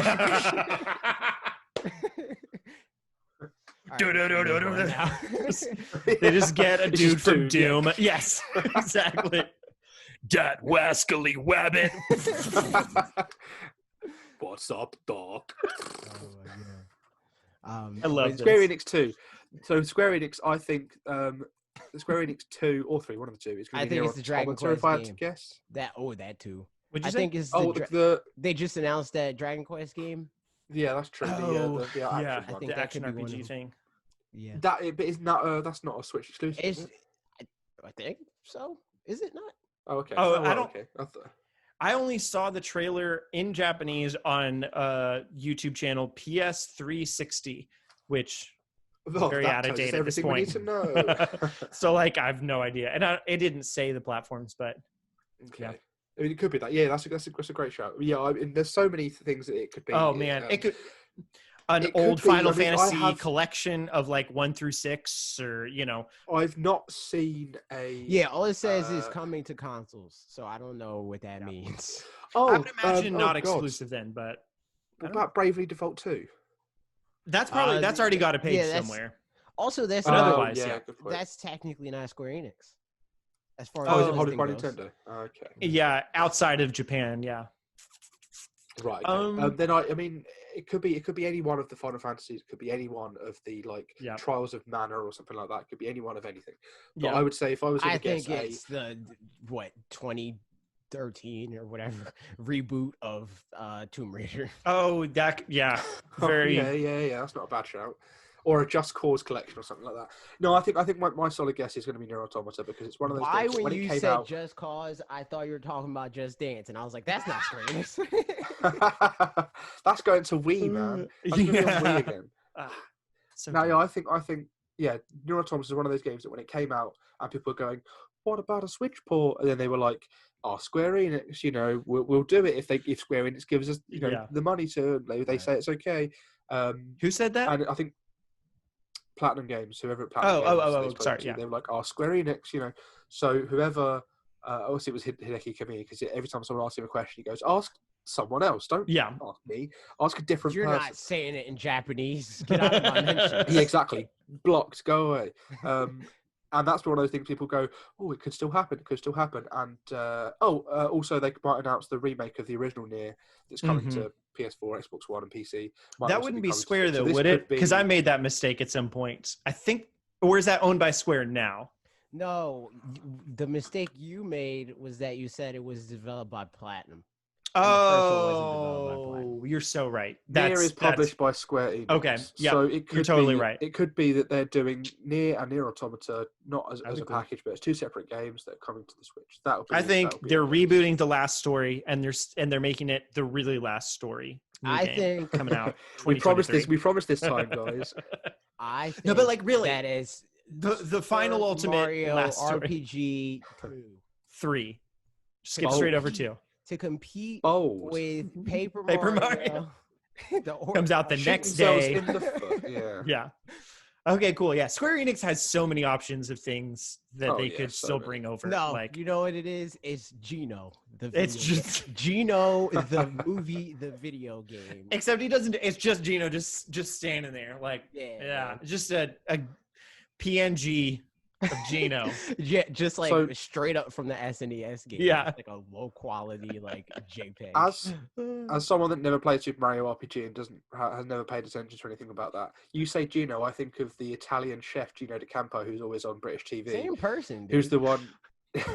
When you said Italian chef, I thought The Simpsons Luigi, but okay, that's besides the point. Or the Swedish chef. We're really getting into fanatics foods here. Oh yeah, we do have a fanatics food that isn't a question for Q&A, but we're putting it there. Oh, that's true. We'll get there later. We will. Okay, but next up, save the energy. Ubisoft 2 and 3 coming to Switch, Xbox, PS4, and Switch and Xbox. And honestly, probably like we said, probably PS4. They just missed it somehow. Vivendi, dude, they bought up Ubisoft and spun it off in the Ubisoft 2 and 3. Yep. Rip Ubisoft 1, dude. Sad finally days, did it. You did it. You blew it up. I think that Ubisoft 2 is beyond good and evil too, dude. On Switch? Sure. Wow, man. Bold. No, WoW's on PC. You know what? I think that freaking what is that company called? I don't even remember. One of the port houses or whatever for Switch. They recently were like, we think we could put any current. Oh yeah. One of them not paying. Oh, I'm so mad. I want to know this. It's it's the M one. It's not Saber. Yeah. It's the one that made M1. The Outer Worlds. Ooh, M or I thought it was like a V. Virtuos. It's Virtuos. Yeah, it is. Why would you trick with an M? Why would you throw it in? An M is half of an upside. I mean, a V is half of an upside down. Stop it. It is. Stop it. That is how letters work. It is. Stop, AJ. Stop. That is how they work in my brain. If ever I'm like, oh, it starts with a something, I'm like, they're pretty much the same letter. When I find it's like starts with a Q. Apples. Yeah, but it's the same thing. If you I would have been with you if it was an O, but Q and an A are pretty far. Apples. Just cut the bottom off there. I mean, they're close on the keyboard, so they are. There's that. It's true. Ubisoft. I mean, probably a Just Dance if we're being honest, but that maybe is already announced at this point. I wouldn't even need to think. But that's not very fun to talk about. So. What about? I think that the one that's just Nintendo Switch and Xbox One, it's a Halo game set in the Assassin's Creed universe. You got it. I mean, what if there's going to be a bombshell this year of a Nintendo Switch and Xbox One is Mario Rabbids 2 and Nintendo and Xbox Nintendo finally gives back to Xbox after giving Nintendo Cuphead and Ori and the Blind Forest. Interesting. So have a Mario game on the Xbox, guys. Our treat. No, you know what they're going to do? Kind. You know what they're going to do? They're going to do Metroid 5 or whatever that. And it's going to be like a crossover with Master Chief. Of course. No. I've seen that, man. Haloid. That was do you guys Probably ever your favorite? Also Saber Interactive also made similar comments, and I think they said that people were going to be surprised at the games that they're porting to Switch. They said that, and then also Iron Galaxy back in the day said the same thing about Monster Hunter Everybody's world. saying it, dude. Yeah. Everybody's saying it. So what I'm saying is every PlayStation 4 launch exclusive also coming to Switch. Every one of them. I'm always PS4, surprised. I'm always surprised by these Switch ports when I hear about them. Then I see them, I'm like, yeah, that makes sense. Like, yeah, The Witcher, yeah. You know, I was like, oh, The Witcher, how are they going to? Yeah, that's a Switch game. It is. I mean, yeah, exactly. When I was telling Mitch, like, yeah, apparently they're working on bringing The Witcher 3 over to Switch. He was like, I'll believe it when I see it. And I was like, yeah, I mean, but it's going to look like The Witcher on Switch. So like, which is still like incredible that it's working. Because fundamentally, the it's a visuals are not like, that's not what makes the game the game. Right. So yeah. It still looks great. And I mean, like, I haven't even played it myself, but just seeing some other people's footage, I'm like, that part right there looks really great. There's other screenshots. I'm like, that looks not as great. But who cares? You're still playing the game. So like, whatever. Yeah. What a silly time. Yeah. Yeah, I don't know. That's Ubisoft guesses. Probably Beyond Good and Evil 3. What about Bethesda? They have 3 of them. One is Switch exclusive, looks like. I think the Switch exclusive one is... I think Skyrim's, I mean, Elder Scrolls 6 probably. That, you know what? Skyfall or whatever. I think Cowboy mentioned Fallout 3, New Vegas, Fallout 4. Fallout 3, yeah. It's Chicago, that's Brad, right? Yeah. Yes. It sure is. Cool, okay, yeah. Hi, Brad. Yeah, I would agree that the oh, hang on, no, it was Cowboy that said that. Ignore me. Yeah, I think Fallout, like a collection, like a 3 New Vegas, not Fallout 4. Possibly, but yeah, I think if I had to pick a Switch exclusive one, I would say it's going to be Fallout because they exist on everything right now. This did also point out that for some reason Doom Eternal on Switch doesn't have a listing yet, so it could be true. Doom Eternal. It could be that. That would that make one. a lot of sense. Yeah. I can't believe that's not how. Yeah, I forgot. I know. That was supposed to come out this day and date, wasn't it? And they were like, yeah. Nah. And they're like, ah. But I'm still, they're still saying, you're going to be amazed by it. So, yeah, that'll be a very interesting one to see just because it will. Yep. Yeah, the other ones, I mean, Bethesda has a number of things, but they also don't have that many that they're actually bringing over to Switch. Like, I could, maybe they announce Elder Scrolls 6 finally this year, probably. And probably they've already said not to expect news for years on it. Oh, really? Oh, I thought last year they said, yeah. Like a couple of weeks ago, they said, oh, don't expect news on Elder Scrolls 6 for a couple of years. Oh, that's right. Because last year they just announced we are working on it, and that was logos. It. Yeah, and then also that space game and same Starfield. Starfield. Yeah, that's what it is. Starfield on Switch. There we go. There it is. There it is. That's but they're also having a Star Fox crossover. Mm-hmm. It's going to be dude. Also, the Xbox and Nintendo Switch and that one, the second one, Bethesda 2, that's going to be Fallout Home instead of Shelter. Yep. Sequel, dude. You won't be able to bring all your Vault Boys, and everybody's going to be pissed. Nah, True. That's yeah. What about they put mobile games on Switch? They did talk about yes, that. But then last year there were some new ones. I could maybe see them bringing one of those. I can't even remember what they were called, like Death Loop, like that maybe. Bring it over to Switch. That was one that was in their show. It was the only interesting one. Bethesda's. Fine, I think so. Pretty sure Deathloop was there. I could be wrong. Arcane's new game. Yeah. That looks cool. That one. Yeah, I remember that. That was like one of the only 2 games from last year where I was like, that looks tight. Yep. I mean, and still, I wouldn't play it. Ghostwire? Yeah. And that was with... That game's ripped, dude. That game's ripped. That girl. That one's probably going to suck now because she got... True. They're like, you got too famous. You got a GTFO. Yeah. Oh, man. Okay, we only got a couple more. Let's do this. Capcom. It's a Nintendo Switch exclusive. I have 2 guesses. It's a Monster Hunter game. Or a Street Fighter 5. Those were exactly my guesses. I said I have 2 guesses, and you said my 2 guesses. But yeah, I think it's about time for a Nintendo Switch exclusive Monster Hunter game. Give me Mega Man X9, dude. Also that. Yeah, which wouldn't be an exclusive, but Mega Man 11's stupid, and I hate it. Give me Mega Man X9. I've actually not because I played World, this is before I played World, but I backtracked on all of my. So I remember when they first announced World, and I was like, they're going to have to do a Switch exclusive one because there's a whole audience on Switch. They're going to want to have to not lose.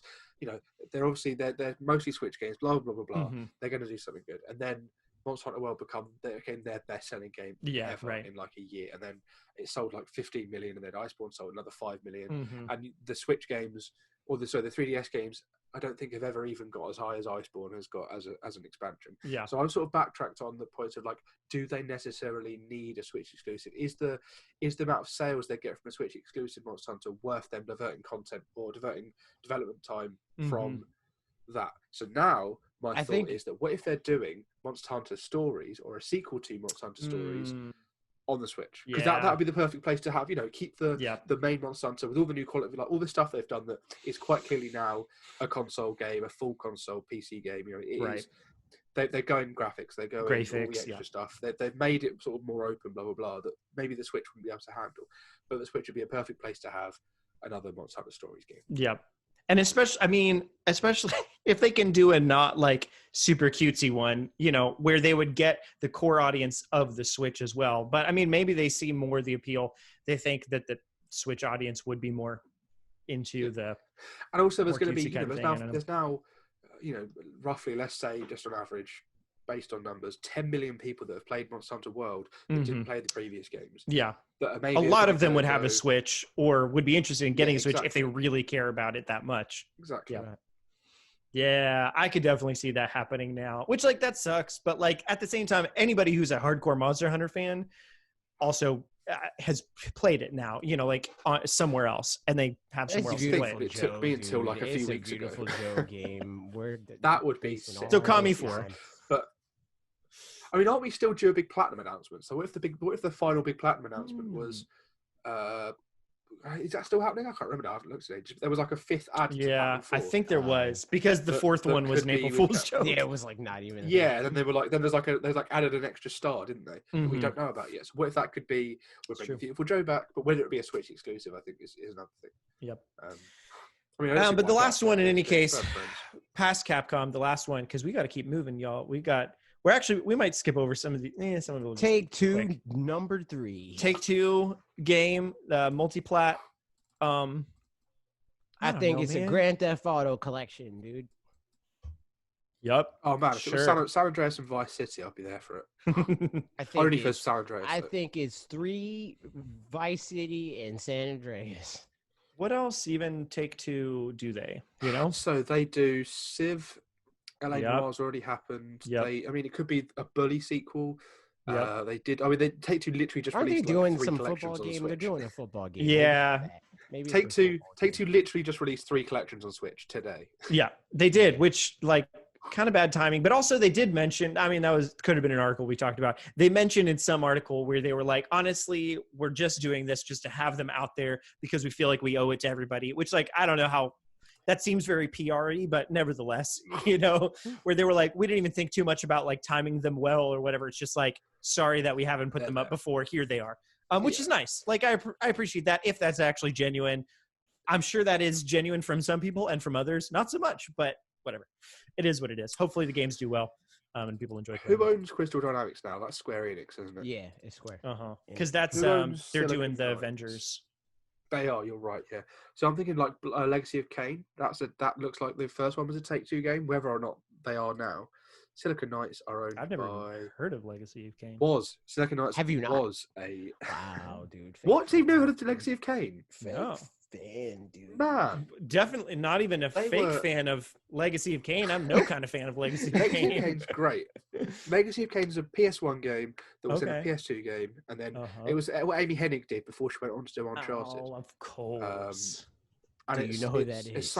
I do know. I've heard Amy Hennig's name a ton of times. Okay. She was on the Naughty Dog, blah blah blah. Those games, right? Yeah. She wrote. But even she got like Uncharted. Thank you. Studio, and then she got ousted out. Yeah. Oh yeah. She was working on that Star Wars game. Yeah. That got shut down. But yeah. So she cut her. Did Legacy of Kain. Legacy of Kain is like this awesome, gruesome, dark story about vampires. But it was really cool. And then they did like Citizen Kane, good guy, bad guy. There's a good guy, bad guy, and then the last game was the good guy and the bad guy together, and then they just stopped making them. And if this was like a collection of, because this one's coming to everything, right? If they was like, oh, here's the Legacy of Kane collection, you've got the two PS1 games, two PS2 games, and then the third PS2 game. Yeah. If you had all of those together, that'd be great. Here's the thing. The thing that will be a little bit about Nintendo not having a Direct this summer is that probably Nintendo games will show up more in the third party. Oh yeah, that's true. Shows like that's because that's always a bit frustrating for me as a Nintendo fan watching them and we talked about this last week. Because you just don't get your validation. I mean, yeah, I'm like, okay, but there's actually none of these games. Like, it's good for me to get to understand what all's going on in the industry and that kind of thing. It's just fun to watch presentations and sometimes. Also to have a reason to want to watch it. But yeah, exactly. Yeah. If I'm like, at the end of this, there's not going to be a single game that I even could play on the one system that I use, then it's like, is it really worth it? So it would be nice to have some stuff there. And the validation part. That's a thing. I do Side benefit. Think, though, the sort of the offshoot or the opposite of that is that, when those games are contained in a Nintendo Direct, the games that are maybe smaller that are just like the ports, like the, if we think about EA, Burnout Paradise. Burnout Paradise in a Direct is like, oh, cool, Burnout Paradise. Burnout Paradise in an E3 presentation with all the new EA presentation with all the new EA games, it's, oh, really? That's late? But when it's in the context of, here's loads of stuff that's coming to the Switch, but when it's one game that's going, an older game going to Switch. If that is the only one in the whole presentation, yeah, you're right. That does feel like a cop-out or whatever. Like it needs the context of being in a Direct. At least some of them, you're like the Borderlands stuff. If they put all of the Take-Two stuff, Borderlands, Bioshock, XCOM, if they had that in like an E3 thing, any E3 thing, that'd be like, that's cool because they're all coming to Switch. But if you just one game that's like, here's this old game. Yeah. Compared to all our if you pull all of the individual announcements out of the Switch, out of a Nintendo Direct, and you put them into individual E3, other E3 conferences, may feel kind of sparse. Yeah. I think the only way that they can get away with doing that, even like if it is a one-off game, is if they have multiple Switch games and then there's just a Switch block. Yeah. Where it's like, here's one or two new Switch games and then 3 ports or whatever. I think that they can still make that look like impressive. Yeah. Yep. Which is why I think that when Nintendo, so the rumors are, Nintendo said, third parties announce your games, probably is a case of just do what some people do, where they just go, this game's coming to Switch now. Just tweet it. Yeah, don't make such a big deal out of it because your vehicle for making your games a big deal on Switch isn't here anymore. You don't have the vehicle of a Direct that you've got those people tuning in. You've got a bunch of people that are tuning in to watch Xbox and PS4 games that are going to see one Nintendo Switch game and go, is that all the Switch has to offer? I'm not that interested. Whereas if you then look at what the conference was going to be and you put all the Switch announcements together, you go, oh man, that's a pretty good set of games on the Switch there. Yeah, it's always to do with context. Yeah, but Nintendo isn't here to give us their presentation, and we may not even get an indie Direct for them for a while, but we got one this last week and another one next weekend that's going to come up. And did you guys watch the Wholesome Direct or any of that happened this week? Nope. I read the LootPots. Why have you used a Nintendo Live Link here, man? The Nintendo LootPots did a breakdown of all the games. How dare you? Would have grabbed the LootPots one, but I'm dumb. And I didn't. Fake. Mostly because I put all this stuff together in the middle of a meeting earlier today. So the fact that now that makes it even worse. Why is LootPots not the first thing that you think of, man? Yeah, man. Why would you not go? Shut up! Did you guys watch that Wholesome Direct? No, I did. Most of it. LootPots got read out on Kind of Funny once because I asked Blessing to do it, and he did it. And he read us out. We're a legitimate news source now. You were a legitimate news source before that. Just fix the. There we go. I've just fixed the. Okay, thank you. I was about to grab it if you didn't. So in any case, we're not even going to be talking about it that long, but it happened. Here's my opinions on it. It was 37 minutes. It was a bunch of individual game trailers, kind of like the. Weren't there some games that weren't even coming to Switch? For That's sure. illegal. That should be illegal. To put direct in Yeah. your presentation name. I mean, and have literally any game. It definitely was trying to pull from the, that. But here, my opinion on it is this: Wholesome Direct, like, great in theory. Too many of them, though, like, as far as like, it's the same vibe for too many games all at once. Kind of defeats the purpose, in my opinion. Like, there were some that looked cool, but usually it's like, you've got something, and then an Untitled Goose Game, and then something, and then a Skatebird, and you're like, those are cute little happy games. But when they're all like, sometimes we get 6 Animal Crossing clones. So I mean, yeah. It's true, but this was like 50 Animal Crossing clones, which is even worse. So it was fine. It's like when you watch an indie direct and they go, "Here's Ori in the Blind Forest," and you go, "That validates a lot of this stuff. That validates this direct." Yeah, they usually have the one, like, they still do the one more thing. And this had a one more thing, but it was a trailer for a game that looked pretty. Stealth tweeted it out, and but it's not like the AAA. It didn't have everybody like right. Pretty much things. It didn't have any gameplay even. It just had the character getting up and the kind of walking like a little bit. And I was like, you guys. I think certain indies can still do that. Like, I think if they freaking announced Shovel Knight. But it just didn't have the name recognition behind it to be able to do that. Yeah. Right. So like that Hello Games game could have done that, I reckon. Yeah. So all things considered, I don't have a ton of opinions on this besides the fact that it's just like it's cool in theory, but I think ends up feeling a bit like getting a bit old too fast. I think you give you as a unaffiliated with Nintendo person, putting the word direct out there sets an expectation. Absolutely. Yeah. And if you don't quite hit that expectation, I mean, I don't know anything about this. I don't know if people were disappointed, if people enjoyed this, blah blah blah. But I think it was expectation that neutral at best, probably. Okay.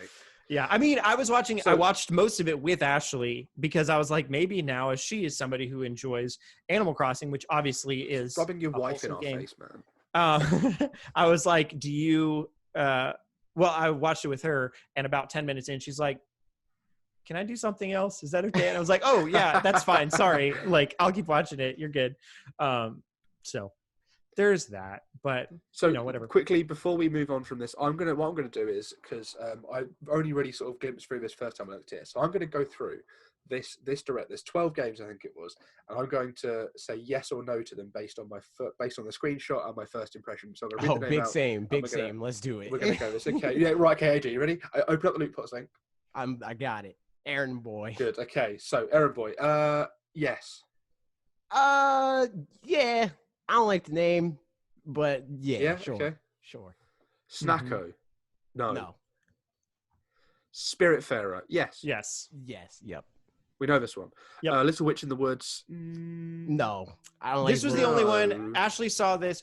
This and Spiritfarer. Ashley saw both of those and was like, okay, I'm down with that. Okay, so yes from Ashley, no from us.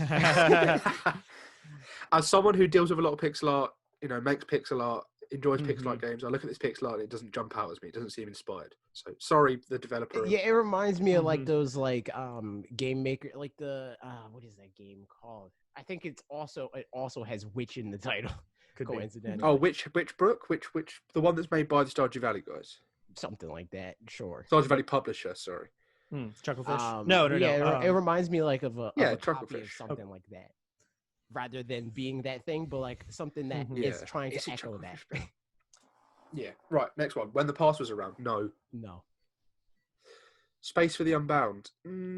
For what it's worth, I'll interject here and say I'm glad that not all of the games. Well, I mean, whatever. I wish that all of them were coming to the Switch for other people or whatever. But this list right here looks way more diverse than when you were watching it, and it had every single game. There were a ton of games where I was like, I don't know, that doesn't look that great, but looked very samey and stuff. And like when, because like Fogs was fun. We played that. But when every game had the color palette of Fogs, that was like, it's great for one game, and then it's not great for 12 games in a row. But this is already a lot more diverse than that was. So good. Yeah. Space for the Unbound. No. I mean, I like the look of the art, but I can already see it being like not my thing. Calico, no. Oh, sorry, AJ, where are you on? Oh yeah. I'm saying on the space. Yeah. Calico.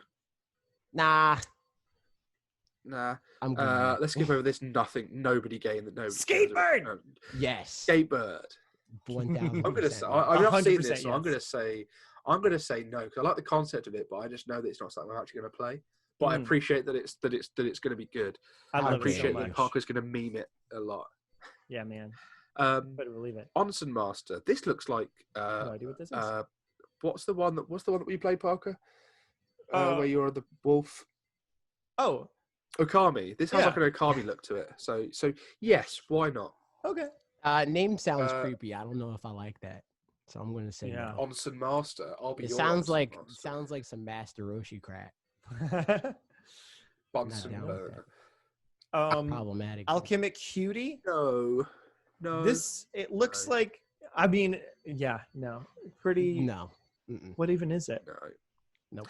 It looks like the art style is really like mismatchy. Like the eye, weird eye creature looks like he's got loads of detail, and then the trees look like they clip up. Then the floor looks really bad. No. Yeah. Orange Island is a Pokemon game. That's what I was gonna say. How is it not Pokemon related? It is like very Game Boy graphics looking though. But so it's only one single orange island. Oh yeah. It's only one of them. Oh, of course. Yep. Well, the Switch version is not currently in development. Skip it. I wouldn't even play this game, honestly. It's just it gives me like, another generic platformer. So I'm gonna say no. Oh, is it a platformer? Is it? It's got in my head it looks like a. Oh, I thought it was an RPG. It's got like, it's got like the old Kirby UI. Yep. Very the NES. Yep. Looking at the trailer, looks like a platformer. Okay, interesting. How do you pronounce this? Hoa. This was the one last thing with no gameplay. Okay.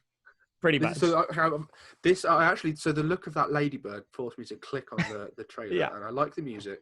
It looks really pretty. It looks like. I mean, obviously, every game says this now, but it looks like it's inspired by Studio Ghibli. Yep. Memes. This looks. I mean, there's no gameplay in this trailer, so I'm not sure what's going on. Hard to know. But I like the look of the art. It looks like it's got like a 90s VHS animation thing going on. It looks like the background to the old lo-fi hip hop beats to chill or whatever. So I'm into that. So there you go. And then there's a few here that are already on the Switch today. A folder part looks interesting. I'm going to give this a maybe. No. Wait, does this mean these games are already out, or are these games launched today? They're out now.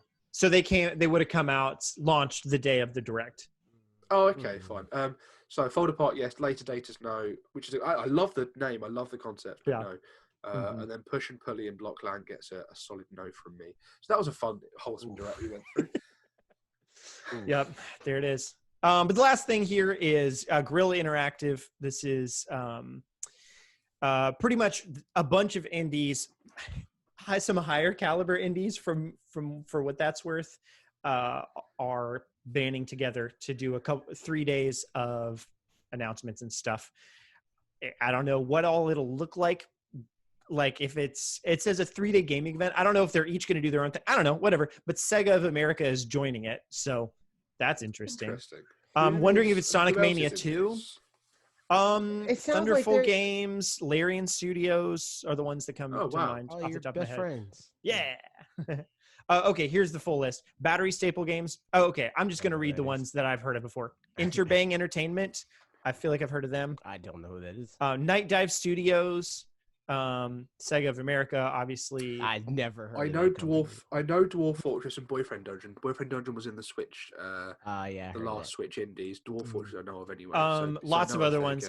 11-Bit Studios, Humble Publishing, Larian Studios. I know. Oh, okay, that's pretty good. Thunderful is, I don't know, a bunch of other ones that I feel like are recognized. Raw Fury, Paradox. Okay, this is interesting. Yeah. This seems like it's going to be.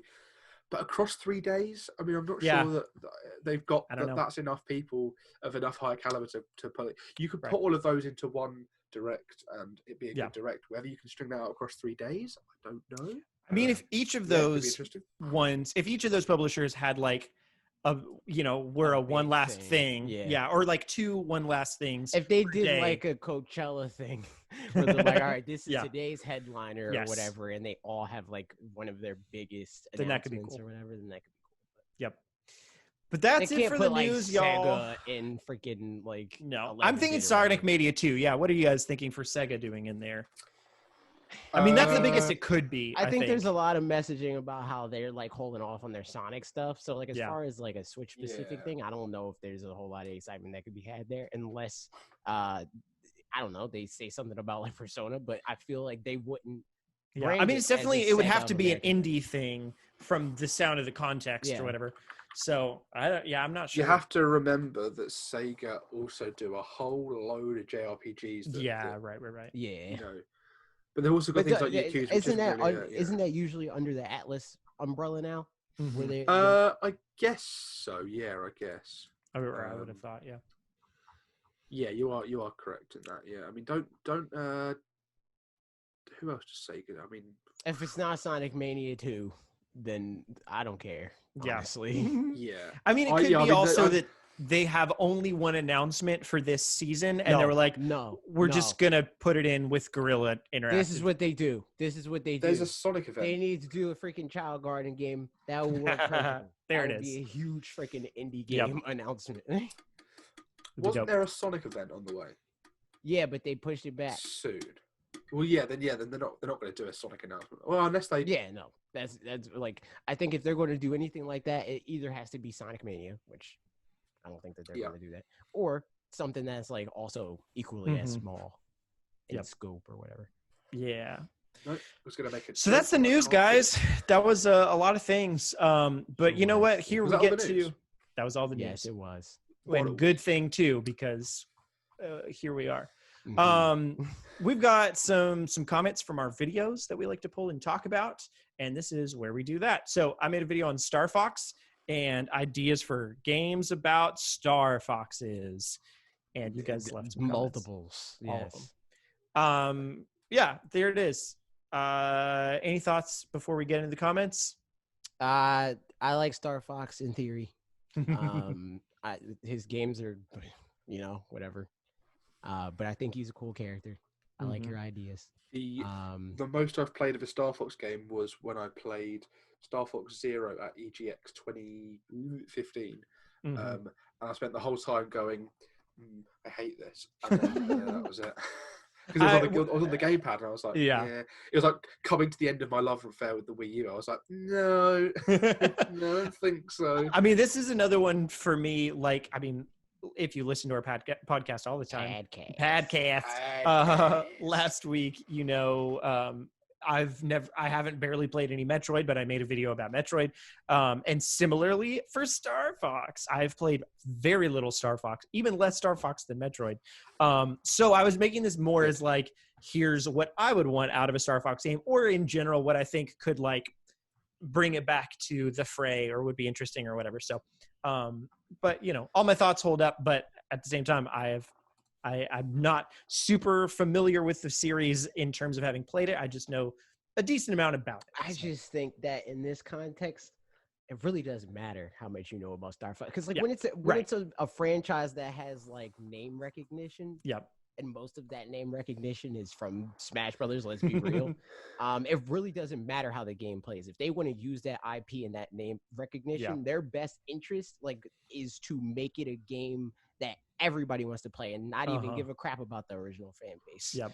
Because sure, you might hurt freaking 100,000 out of the 2 million people's feelings that bought that game, but you're going to win over a lot more people. I mean, all things considered, because I asked the question in the middle of the video, if they made just an on-rail shooter that was the best darn on-rail shooter you've ever heard of, I probably still wouldn't really care that much.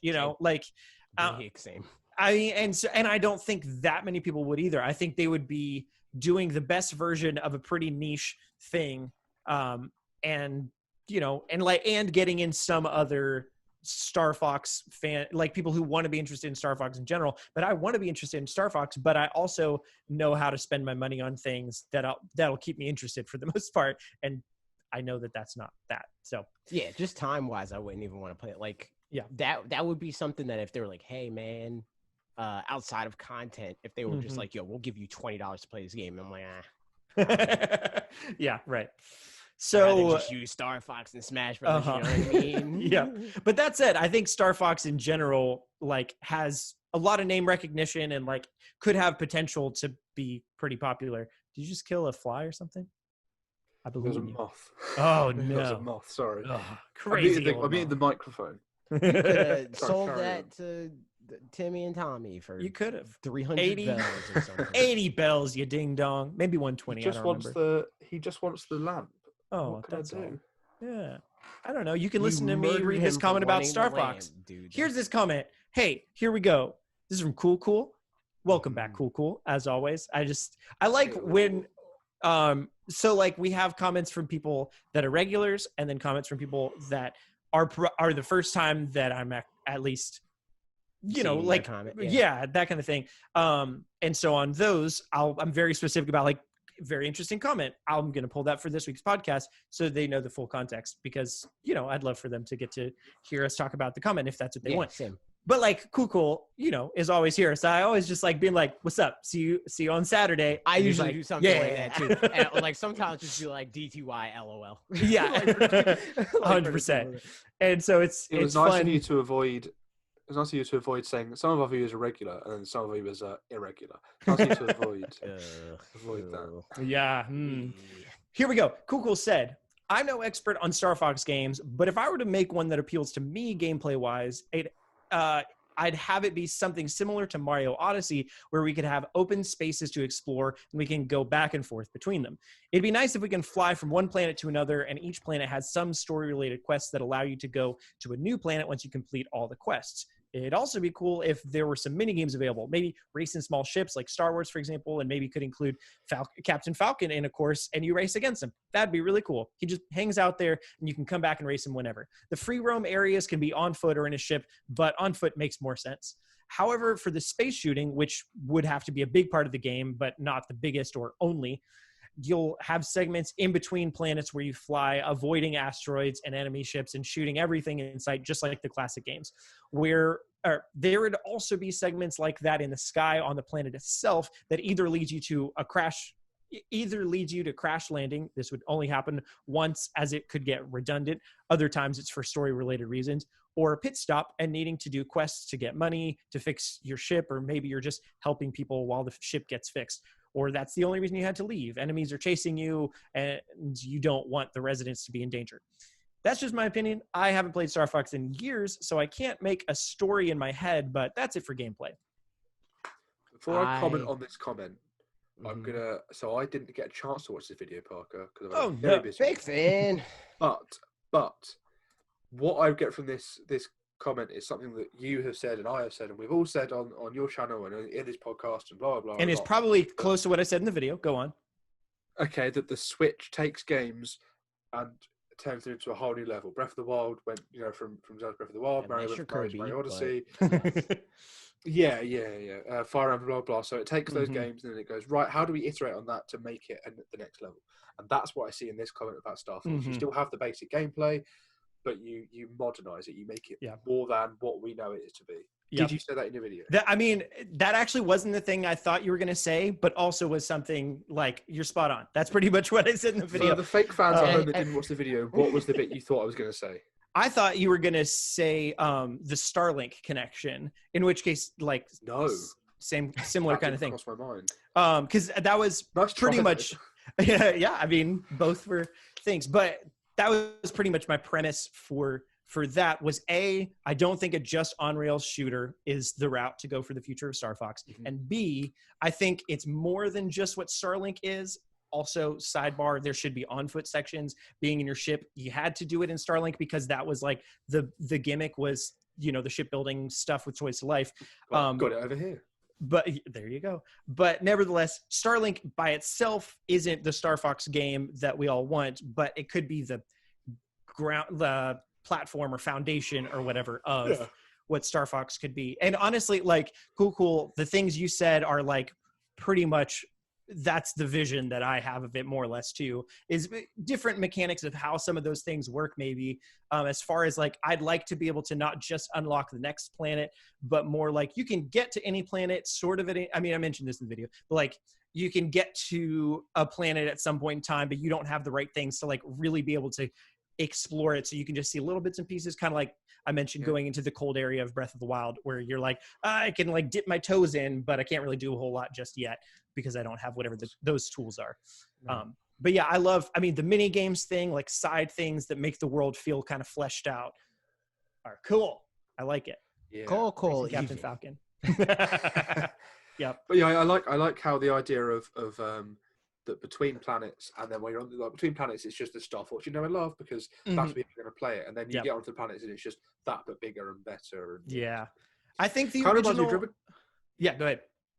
Did you guys play Kingdom Hearts? Yes. Unfortunately. So I'm gonna talk to AJ. The gummy ship. Is that what you're talking about? Yeah, the gummy ship. When you travel between planets, then you go into the route to point and shooty mode. And you land on the planet, and that's that. It's just a mini game between the thing. Mm-hmm.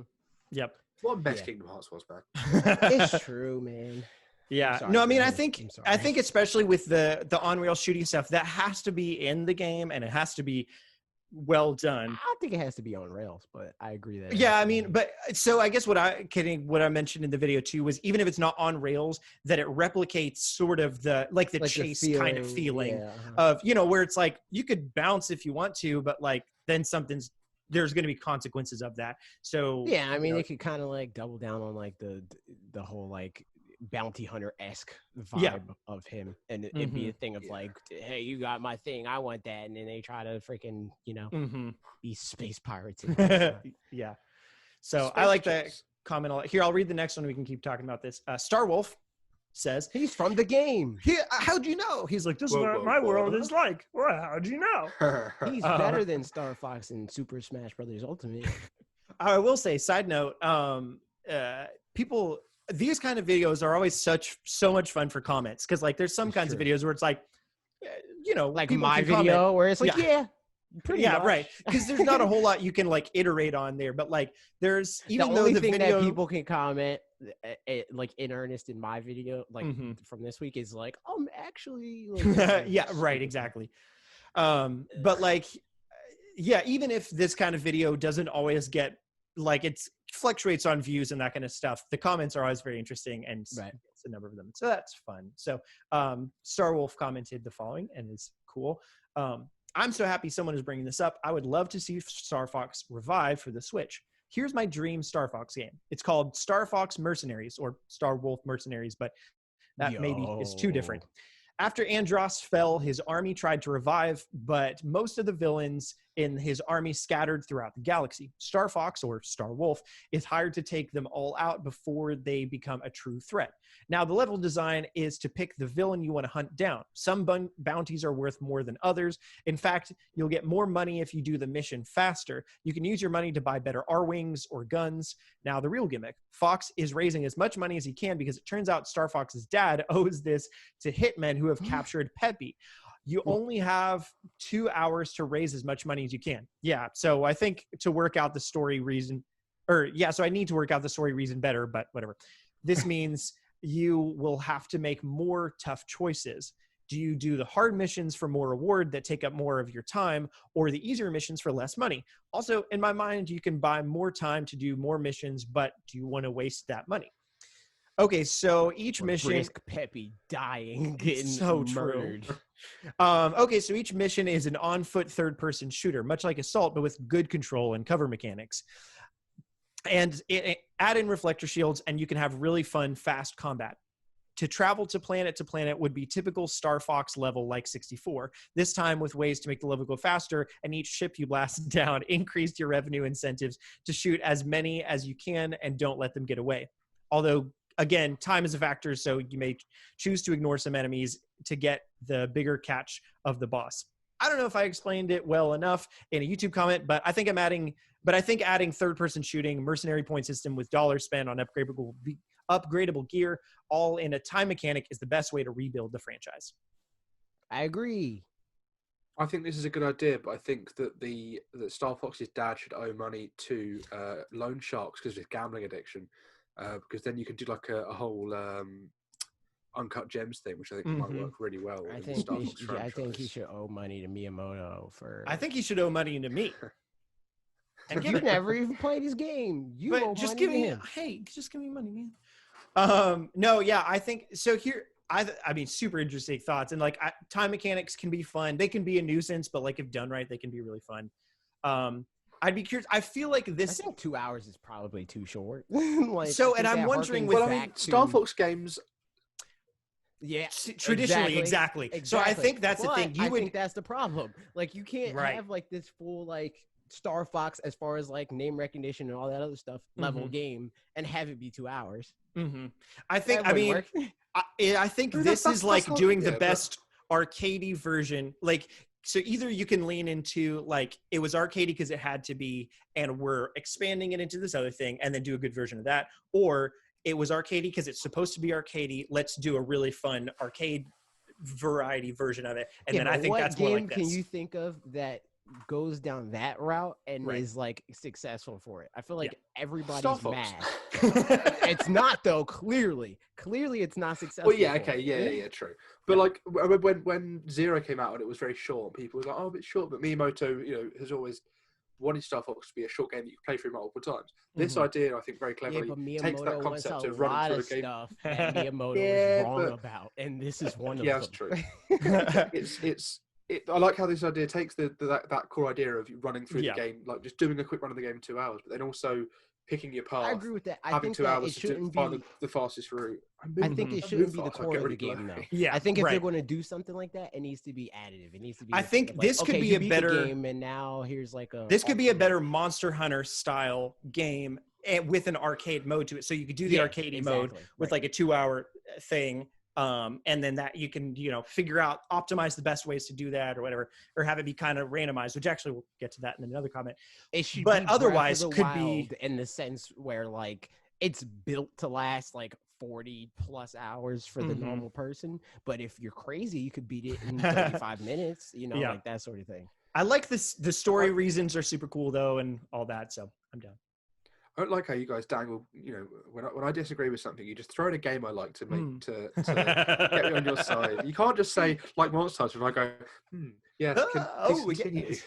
It's like when I'm like, nah. You're like, what if it's like Metroid? I'm like, I'm listening.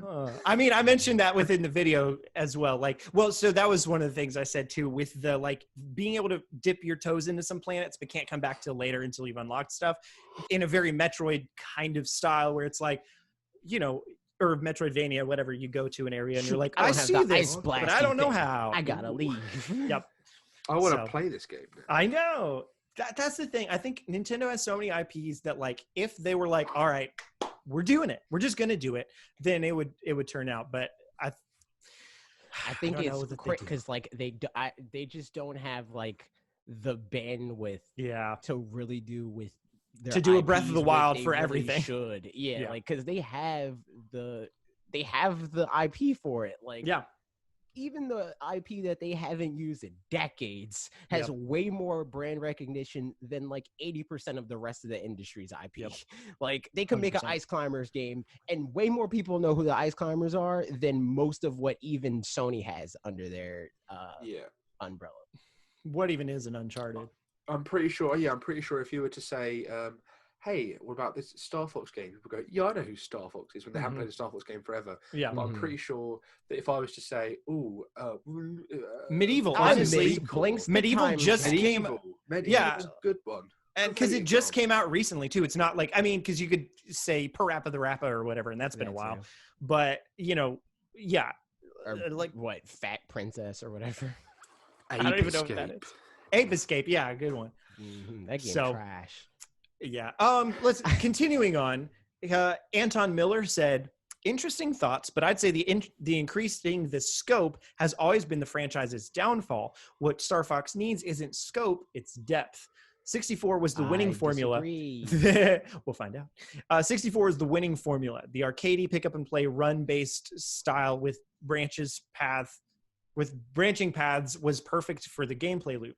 It just doesn't have the depth to hold up to modern run-based games. What Star Fox could really benefit from is roguelike elements. Take the 64 formula, crank the difficulty up, and incorporate roguelike additions/unlocks to give the winning formula a modern appeal. Dark Souls and the roguelike renaissance fundamentally changed how run-based games are made. Star Fox already has a strong setting and memorable characters. Just adopt the modern elements of run-based games and the franchise is reborn. Okay, I don't disagree. I think he disagrees with himself, because he said that he thinks that increasing the scope is the downfall of previous Star Fox games, but he describes how they could increase the scope of the game. No, I disagree. Because Dark Souls has way more. Like, it's a much grander game than even Star Fox is. Like, but this doesn't. If you know exactly what you're doing, it's a relatively short game, but it's but this isn't saying be like Dark Souls. This is just saying that Dark Souls and roguelike games fundamentally changed how these run-based games are made. That doesn't mean that he's not saying make this game like Dark Souls. He's saying take what Star Fox is, but give it and then make it that, elements, so which is increasing the scope. I think the question Dark Souls is doesn't have. Go on. I would say depends on the definition of scope, because I think the scope of designing a game can include depth. Like, more depth is more scope just by default or whatever. So I think what he probably means is not, or what he said was not more scope in terms of like a just bigger world, like more planets and more outside things. But I think adding more depth is adding just a different variety of and then scope. Also he brings up about how Star Fox already has a strong setting and memorable characters, but not every Star Fox game uses I would say arguably any Star Fox game uses all of that world and characters and setting. But I think, all things considered, so I think just using what's already there would be inherently increasing the scope of the game. Like, they Don't couldn't listen release to this. Star Fox 16 in 2020. I think verbiage aside, I think the actual idea that Anton came up with is cool. Yeah. Like a roguelike or whatever, where it's like, it's actually, I mean, Enter the Gungeon or whatever is just, any old roguelike, but it's one that I just happened to have played a decent amount of.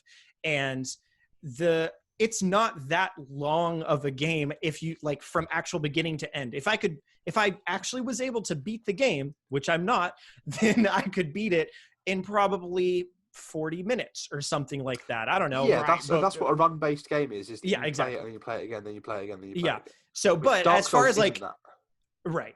But the actual scope side of that is like, there's so many different things to unlock, and there's so many, whatever. So like, it could work great with that, but it would have to have a lot of branching paths and deviations off of the way each run could look, which, and then, would take some time, but would be cool. The other thing that, like, I don't even think nuance wise, because I think that like on a grand scope of like what his comment is, I agree with most of it. But the one part that I straight up disagree with is taking the 64 formula. I think even that gameplay is too dated. I think the gameplay wouldn't be able to hold a game up in 2020. On-rails shooter would not be able to be a $60 like AAA Nintendo game. It was funny because in the comments, so that was a question. They would, but it wouldn't be able to be successful. They charged $60 for Star Fox Zero. They charged $60 for Star Fox Zero, and it didn't stay there. They charged $60 for Link's Awakening, man, and it's still $60. I don't think that's the same thing. Yeah, and also Link's Awakening, if you never played it before, is at least 15 hours, if not more than that. So which is standard, like Uncharted is 12 hours.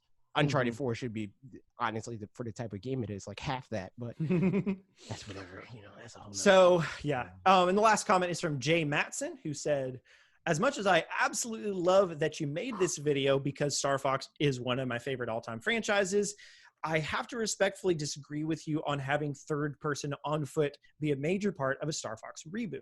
I grew up on Star Fox and Star Fox 64, and while Star Fox Adventure was fine for what it was, and Assault somewhat improved upon that, I generally feel that the further developers get away from the core arcade rail shooter formula, the worse off Star Fox becomes. Zero's control scheme was the primary reason it failed, and I like And I feel like the comparison to Kid Icarus doesn't quite work because Kid Icarus Uprising was a new game in the series with a new story and controls that weren't bad so much as it took time to understand them, while Star Fox Zero was more or less an HD remake of Star Fox and Star Fox 64 that forced players to split focus between two screens in different locations. Kid Icarus Uprising's controls can be somewhat forgiven since the game offers a compelling new story, but Star Fox Zero had atrocious controls and a story we already knew.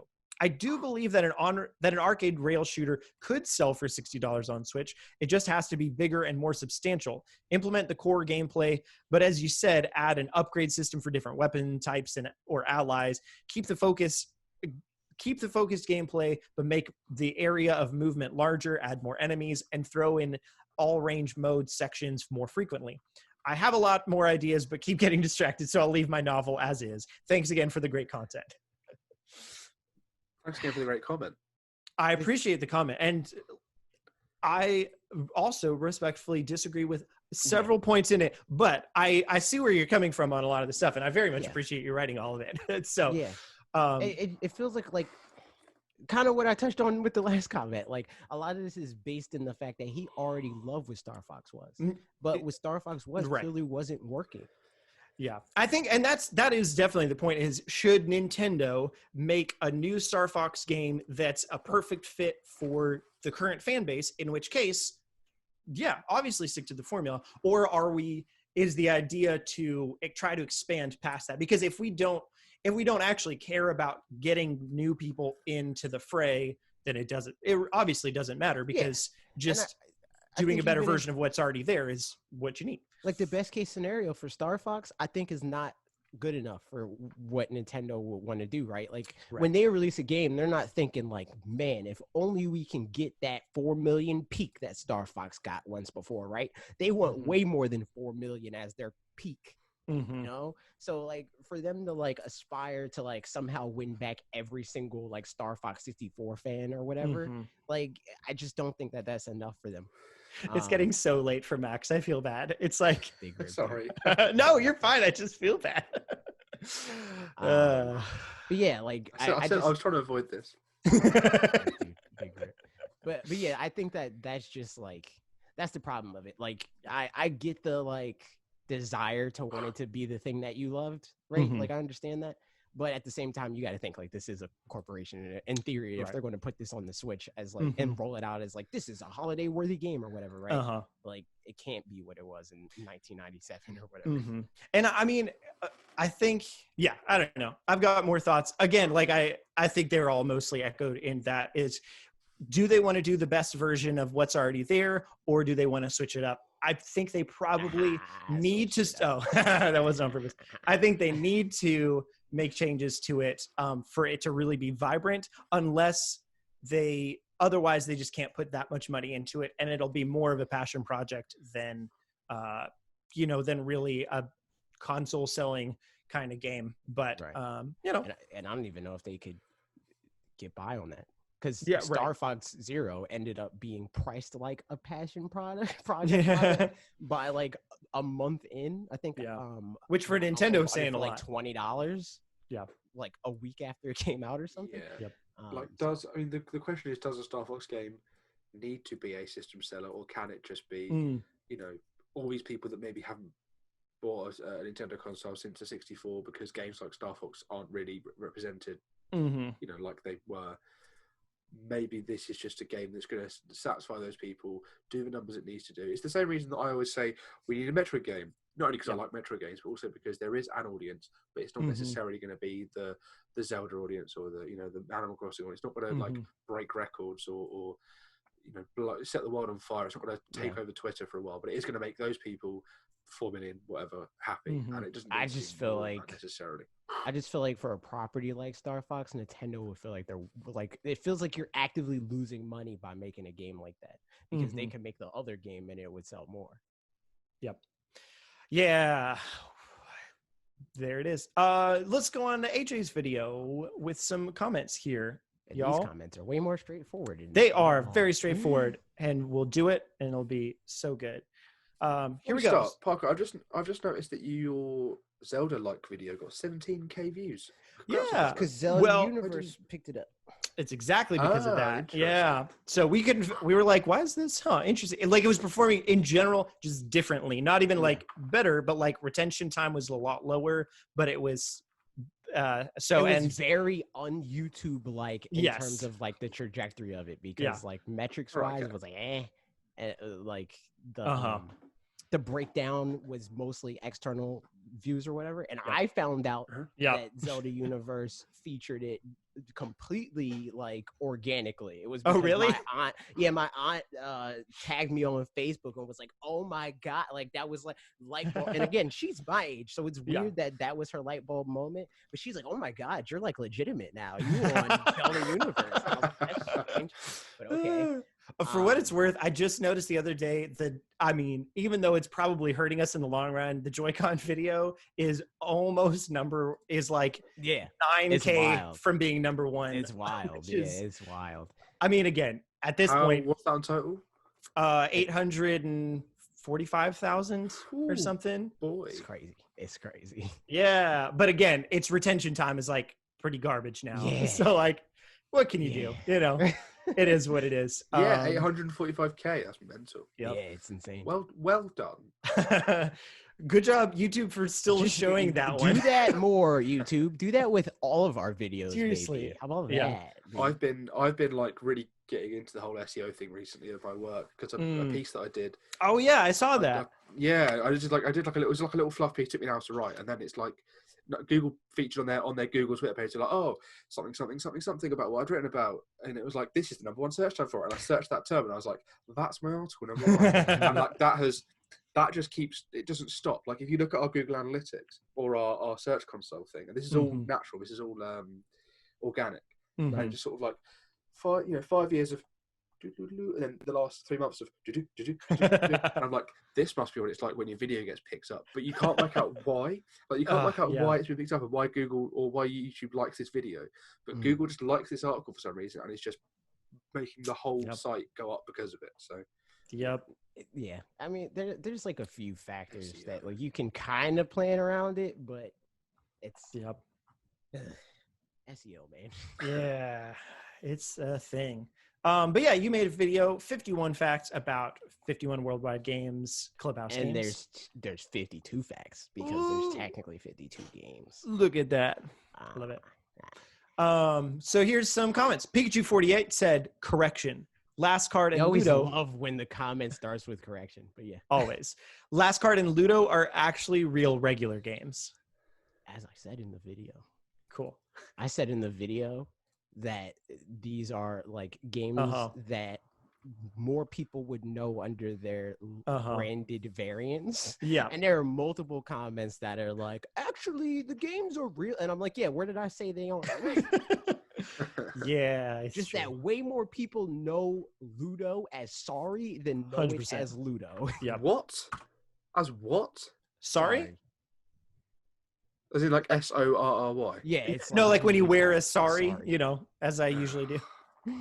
You're weird, man. Sorry. Ludo is Ludo, man. Oh, you know it as Ludo. Oh, okay. The game is called Sorry, and it's like a it's Hasbro or Parker Brothers or something. Like, no, I just know it as interesting. Ludo. Like there's whole apps on the iPhone, like on iPhone, Android phones and stuff like that, and it's Sorry. I mean, I know Last Card more as Mao, but that's just me. Did you guys ever play Mao?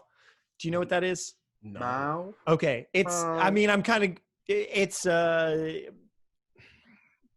what's the best way to describe it? The premise of it is like it's you and like a bunch of, I don't know, like 5 other friends who know how to play it on a trip or something like that, a school trip or whatever. Other people? I don't know, just like some other kids playing it, and then somebody comes over, they're like, "What are you playing?" And you're like, "It's called Mao." And they're like, "What is that?" The whole premise of the game is you don't say the rule. I would always start it out by saying, welcome to Mao. It plays like Uno. All the rules are, you learn along the way, something, blah, blah, blah, blah, blah. But you get penalized for doing the wrong thing and need to figure out what cards mean what and how to play it. But you're trying to get rid of all your cards, but every time you do something wrong, you get another card. That's a whole different game at that point. That's not even the same thing. But like the purposes of the cards are generally equivalent to Uno, but there's there's extra rules, and then also whoever wins gets to make up their own new rule to add in. Yeah, It's a fun time. It's a different game. That's like calling Go. Yeah, I was gonna say once you've played this once, you can't play it again because you play it like now we know the rules. Yeah, the whole thing honestly is getting the new people in. So it's why it's great for like I played on like youth group trips or something like that where it's like, a bunch of kids and like, you've never played it, come on over. And I had a good time like initiating people into it and being nice with it. And other people would be like, just loved being evil about it and just penalizing people for every single thing and like wouldn't even say the vague description of what you're like. I'd be like talking out of turn. Yeah, the way you're describing this sounds like a drinking game. Like there are drinking games I could see where that. it's like, if you break one of the rules, what it is now, it's like there's all these rules, and if you break the rules, you have to have a drink, and then there's a certain point where you can add a rule in, and if someone breaks I bet it's exactly the same game, but it's the youth group version. That's my guess. Yeah, that's probably it. That's really funny. Okay, next comment. This is from Lord of the Rings 3000. You're doing the Lord's work. Thank you very much. Lord of the Rings, yes. Nerd stuff. Can't say I'm a fan. Can't say I'm a fan. You guys don't even know. I have 19 hours, Parker. I don't have it. All right. It's great. Also, I can't deal with the freaking medieval accents. I love it. I'm all about it. But you're happy to listen to me talk when I sound exactly you're like not medieval, dude. Characters. You're not freaking He's medieval. You got a different. It's a different thing. It is. Methinks the truth not telling, sir. That's entire. See, that's different. Every sentence starts with methinks. Thinks I'm rather hungry. Like, all right. Lord of the Rings 3000 said, methinks I will be playing Hanafuda, Shogi, Gomoku, Blackjack, and Backgammon the most. I actually own the Club Nintendo set of Hanafuda cards in real life, which are unlockable in the game. And one thing I've noticed in the previews is that the cards were sound captured directly from Nintendo Hanafuda cards. I love that feature. Sounds just the same. But I don't even know what that really means. What do you mean you don't know what that means? Well, I mean, like, how would that be that different from, from actual cards or whatever? Yeah, I guess. I guess you don't need to hear the difference. You just need to know. You just need to know that it's accurate. Yeah. That it's accurately folied, I think is the word. Folied. It is the right word. I did a little bit of that in college, and it was a good old time. There was a while that I was like, I want to be a Foley artist. I didn't. I hated it. Nobody hack my accounts or steal my passwords, but Foley is my mother's maiden name. Ooh. And my first pet. No, I'm not gonna. Jordan DeBest, regular. Hello, Jordan. Said it looks fun, but in all honesty, I would play it for a while and probably drop it because I probably wouldn't find someone to play with me. Would have been cool to get some Nintendo branding on it, maybe DLC. That'd be dope. Surprise! There is Nintendo branding in it. I mean, unless it's because some of the games are like some of the card games and stuff. Yeah, like that. Not a ton of them. Like you could, I mean, like chess. Why not do a Mario chess set where it's where they also have Bowser, like Bowsette on one side, and they have real life. Yeah, Nintendo chess. Yeah, just model those real fast. That would be. Yeah, and follow them. Yep. Wizwhoop said, "I wish they would add more." Wizwhoop said, "I wish they would add more Hanafuda games / modes. I've never played Koi Koi, the game included, and I'm eager to learn, but more so to learn and play with my actual Hanafuda. More, please." I didn't even know that there are multiple kinds of this game. I know nothing. The extent of my knowledge of Hanafuda cards is that Nintendo used to make them, and that's all I know. Yep. That's what I need to know. Same. Mega Man. What's up, Mega Man? Said, another great video, AJ. I'm excited to play a majority of these games with the Fanatixfour community. Yeah, I'm sure if people need something to play, someone to play with. Sorry. To play with. Come on, Parker. I'm trying my best. It's midnight for me, okay? It's not even. Don't lie. The sun is still up, dude. Yeah, it's a fake sun. I'm sure if people need someone to play with, they can always join the Discord, and they should be able to find someone easy enough. Oh, what a plug. What a plug. Yo, it's true. What a supporter. Look at that. That is organic SEO right there. You slip it in. If you could hyperlink words, if you could hyperlink audio, bang, right there. There it is. What if you could hyperlink audio? Man, imagine. Google would hyperlink every phone conversation. Oh my goodness. Yeah. Just like in regular life. You would just be talking on the phone, and you know how people are like, a week later, I saw an ad for something we were talking on the phone about. You would open your computer, and the thing you were talking about, you would already be like on that site. Yep. What if you'd say Raid Shadow Legends, sign up with my code AJ400? Never say that word because I know I'm going to open my email and they're going to be like, hey, so we know we emailed you 12 times already. How about that sponsorship? We know you just heard the word Raid Shadow Legends. I thought you said yes to I turn it down all the time. And the first time we got it, before it was memed, before it was super memed, the first time we got the offer, AJ was like, nah. And I was like, maybe Parker would. And then I took a look and I was like, I don't know. Yeah, maybe. And then they had a back and forth and it was garbage. I did the business side. I was like, so, okay, let's talk numbers, my guy. Put your tie on. They gave us some stupid BS and I was like, no. Yeah. And then that was the end of that. And then it got super memed and everybody did it. See, but I didn't even like just how I didn't even care about the meme. Like, if the deal was fair and you legitimately had interest in it, I did it. But it was just like it was unprofessional how they went about that negotiation and then proceeded to, stalk and spam me at a certain point. It was just, all things considered, it would be the kind of game that I could see playing on my phone. So like it wouldn't have been a lie, although I only played it for like 10 minutes anyway, so I don't really know. Yeah, I would have had to play it longer. The garbage company, dude. Company. Who cares about the game? Yeah. Last comment. This is from Lizdrin, who, hello Lizdrin, said, love the video and the format for the situation in particular. However, I definitely appreciate your regular format every week. This format worked for this situation, but I come here for the regular AJ. You know what I mean? Thanks. You know what you I'm always toying around. Were you left aligned when you should have been justified? Is that where you should have been? Were you over here? The whole video. Oh, but you can see my back of my head. You can. The back of your head is ridiculous. But yeah, there's that. I toy around formats. I think this was it was like a hard and easy format at different points of the video. It's a fun concept, if nothing else. It was very frustrating to actually edit. And the thing, it was annoying because like I was trying to do different stuff with every 10 numbers as far as the animation. And I was like trying to change out the colors and I was like, wait, did I use that color already? So like that's why my video was like kind of late. It was like 7 minutes later, something stupid. It was very frustrating video. But I'm glad it's done. No one wants to see how the sausage is made, man. They won't want to eat any more sausage. So you've got to... It's true. I love sausage. It just went straight in the casing and it was all made of delicious natural things. That's how that sausage was made. Yep. Sure. It sure was. And you know what? Q&A. Here we go.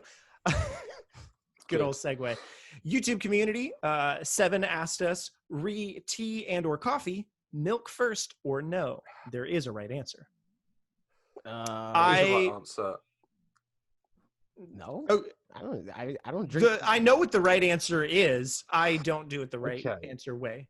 Okay, so unless I'm trying to be fancy. Because if you put it in After Effects, then you can you can do a whole thing of like, okay, this is the hue that I want. Okay, here's my logic. Get ready for this. Because I drink tea quite regularly, and I drink coffee nowadays too. Usually black, unless Ashley makes it, in which case she drinks hers. Dead inside. She drinks hers with creamer, so she puts creamer in mine. I'm like, yeah, sure, it'll be fun coffee now. What is creamer? It's like half and half, usually. So like half cream, half heavy whipping cream. I don't know. Half milk. Yeah, I mean. Oh, okay. Yeah, exactly. Okay. So she'll put in cream of some sort, but it's like usually flavored in like caramel or something like that. French vanilla. You know, so like a caramel frappuccino or something like that. Right. Okay. Yeah, got you. Okay, so like froofy fun coffee. Pumpkin spice. But the tea one is the one that's like the official way is you've got a pot of tea that you make, and then you have little cups to put tea in or whatever. I'm like the official way that my grandma was like, this is the official way. And then you pour a little bit of milk in the cup, and then you pour some tea from the teapot in that. But 100%, get a tea kettle, electric kettle, because I'm cultured. Yeah, of course. Don't work the same here. Like there's something with our wiring or something like that. They're not as fast or something. They were fine. To put the wires directly into the water. This is not a fanatixfour sanctioned suggestion. Oh my God. He's LootPots, dude. Yeah, he's LootPots. But yeah. So electric kettle, tea bag in cup first, boiling water over the tea bag. I don't like to put my milk in while the tea bag's still in, so I let it steep. And then I take the tea bag out. Also, if you boil milk, milk is freaking stupid and it'll shoot out. So you can't put the milk in there first. It's dumb. Okay, so Parker's right? People that put the milk in with the tea bag are wrong. Yeah, because some of it just goes in the tea bag. Also, that's biased because I said milk after the fact, way before Parker gave his little. Yeah. Oh, I'm with you then. Okay, so this is where I'm going to get controversial, right? So at home, we don't have a coffee grinder, coffee maker, blah, blah, blah. If I was at work or whatever, I would do coffee in. If I'm going to have milk in after that, just to get it to the temperature, the colour I want it, and the sort of the watered down, milked down, I guess, I want it. What I do at home when I have instant coffee, which is the freeze dried. Do you guys have instant coffee in America? I mean, where it's just like freeze dried, like crystals of coffee, and you put 2 teaspoons in and water on top. Yeah, okay, cool. Yeah. So I would do 2 teaspoons of the coffee, and then if I'm going to have sugar, I'll put sugar in there. And then while the kettle's boiling, now this is entirely this is based on no science whatsoever. A Max exclusive, as it were. Enough milk to cover the tea and the coffee and the sugar, and then you mix it a lot, so it sort of becomes almost like a syrup. Oh, right? Like a little paste kind of deal. Yeah. So in my head, what that does is that it means that the hot water isn't burning the coffee. Yeah. Now, I know that sounds stupid. Right? Hey, I love the headcanon of the food that we make for ourselves because it's so because I'm the same way with the milk. Like, I don't know that the milk is actually just getting absorbed back into the tea leaves that are in the bag. But that's, to me, it's like you're wasting that milk into those tea leaves. If you put sugar in, then it's just getting soaked up into what's in the tea bag. And I always I'll have the tea bag on the spoon and do some of this to get the juices out. Got the other bits out. So someone at work, when I joined the work tea club because I felt a bit left out, and they were like, "Who wants a tea?" And I was like, "I'm not in the tea club, so I can't say anything." So I joined, made my first cup of tea, and I got watched like a hawk. So one of the guys I work with was like, "I'm gonna just supervise this, make sure it's done correctly." So I squeezed the tea bag against the side of the mug. He was like, stop, you can't do that because that makes it bitter. You squeezing it gets the bitterness out. So I've stopped squeezing the side of the tea bag, which was my signature move. Yeah. And he also did something what we said about headcanons and things like that. He also one day was like, "Oh guys, tomorrow," meaning Saturday, "have a cup of tea. Or definitely make sure you have a cup of tea tomorrow because it's going to be better tea than the rest of the year." And we were like, "Huh?" And he was like, "So the air pressure is going to be blah blah blah so and so, and that means that the kettle, the water is going to boil at a slightly hotter temperature. That means it's going to be able to extract more flavour out of the tea, so you can have a better cup of tea." And I was like, interesting. Okay. Didn't try it, but I came in on Monday and was like, how was your better tea? And he was like, "Oh mate, wasn't worth it." I was like, yeah. It was much. Oh, that's so funny. I had 4 cups of tea. None of them were good. Yeah, it's what a time. Oh, speaking of Fanatics Foods, because that's what this is. But yes, there's lots of this nonsense. Prior to this, I was eating something. Max was like, what you eating there? And I was eating a mini. Like a dog. Like, what's that? We got. Give it to me. You're not eating this because you're a dog, and you'll die because it's chocolate. A mini Snickers. Which came in a bag of, there's mini Snickers, mini Milky Way, which is Mars bars. Nobody eats those. Those are my favorites of those. Man, I will be around. Yes, I will take it. Because nobody eats them. So, okay, so it's Milky Way here, which is Mars bars over there. Also dark chocolate Milky Way here, which I guess is dark chocolate Mars bars in Europe and the UK, and Three Musketeers, which is Milky Way. Also, nobody eats them. You got a trash variety pack, dude. So variety pack is garbage. Here's the thing: of those, by far my least favorite are the mini Snickers. That doesn't make any sense. So I like. I mean, I love Butterfinger, Reese's. I'm down with peanut stuff and chocolate. I don't love full peanuts within, or like, you know, chopped up peanut bits. No, you're terrible. You're within terrible, chocolate dude. things, but also full Snickers significantly better than mini Snickers because the ratio okay, this is antithetical to your character on this podcast because your whole thing is freaking treat snacks and like smaller things and like how you not like a snack size version. I'm saying the ratio of, but I have a caveat that I've added recently. Hey, hear me out. Okay, the snack size to me, worse ratio of things to, you know, like peanuts to caramel to whatever, whereas the full bar, like a bite of it works out better somehow. However, with the mini ones, I figured out if I eat the top, instead of eating it bottom first or side first, if I eat top first, it works out great because then it's just caramel and peanuts. And then the bottom nougaty and chocolate part, and it tastes better, significantly better. I was so close to saying, AJ, I'm sorry, man, but he's kind of making sense. Then he said, and he just undid it all.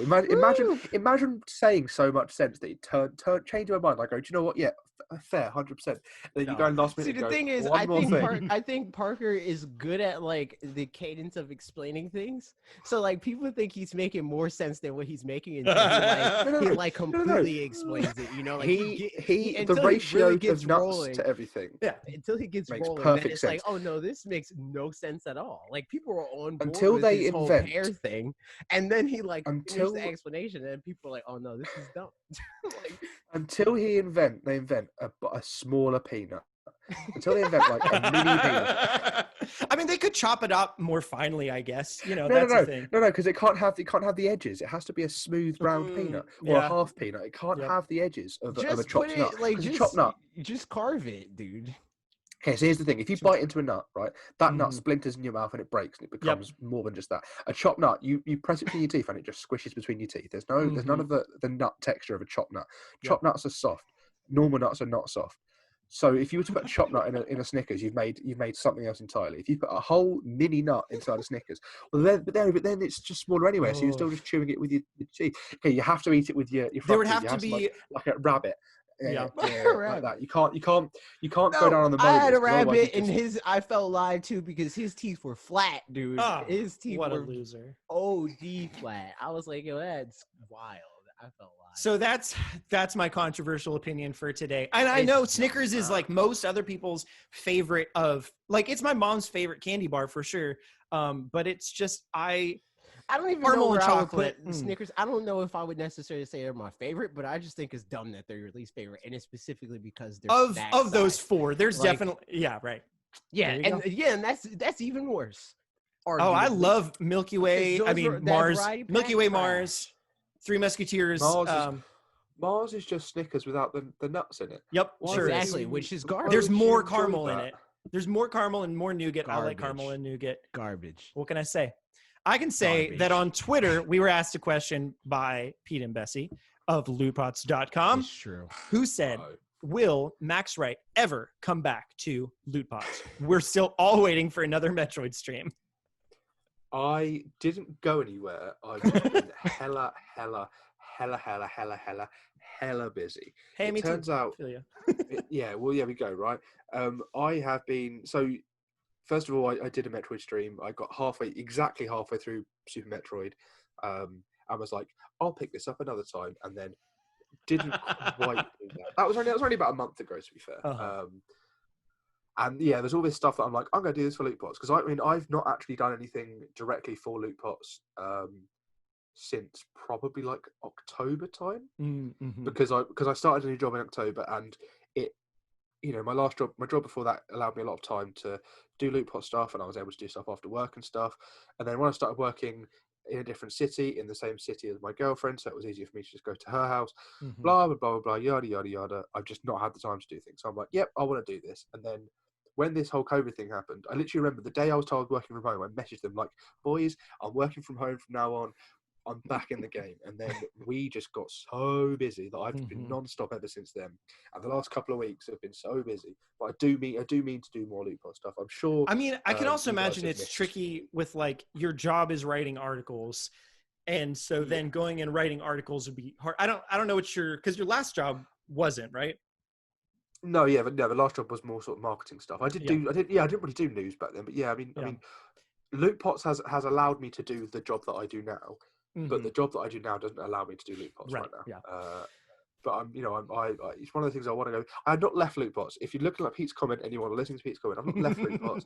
I'm still here representing LootPots. I still, I've been on the podcast. I've hosted this podcast as LootPots with those guys. You have. It's true. I've just. That's true. And that's been since October, so it has. technically. Yeah, that is true. It's just a lot easier for me to give a couple of hours to this podcast than to sort of designate the time for a stream right now. Although I would like to finish off Super Metroid, and it would be nice if any of my friends, like Parker and AJ, came in and said hello during. Yeah. I usually come in the streams when I know that they're happening. Yeah. Yeah, I'm bad at last minute things. You gotta, like, at this point, because I'm trying to stay away from Twitter, because Twitter is like just destroying my everything, and I hate it. Because obvious reasons. So you gotta like freaking DM me or at me or something. Yep. Yeah, don't worry. The closure of the Nintendo ambassador programs hit us all. Yeah, really man. hard. Exactly. That's why. Yep. And then last but not least, we got a couple comments from Discord, and then we'll be out of here because we've been going a while. Every time we got a third person on, it's so great, but we go so long. Not every time. It depends who the third person is. That's true. But like we love every time it's max. We go 3+ hours. Yeah, it's here. Unless I have to dart out midway through because of other streaming. But even then, we still go 3+ hours because you usually leave at Q&A, and Q&A is like 20 minutes or something. The longest bit. So, questions from Discord. Lord Commander Grimhane said, "It's been months now that Pokemon Home has been out, but we've heard nothing as far as I'm aware of adding Pokemon Go support to it. When do you think this will happen? Because it really seems like this shouldn't be an overly complicated thing to do." I was thinking this the other day when I was like, oh yeah, I caught a bunch of shiny Abras, or Abras not in Sword and Shield, is it? I can't remember. I caught something. Seedot. There was a Seedot community day. Caught a shiny Seedot and was like, okay, I can put this into Sword and Shield in time for the DLC if I ever get around to playing. And then I was like, oh no, I can't because this hasn't been added, and this thing came out months ago, and it's just not what they said it was going to be. So I've not been able to move all of these Pokemon I've saved up. I'm curious if it's a Pokemon Home issue or if it's a Pokemon Go issue.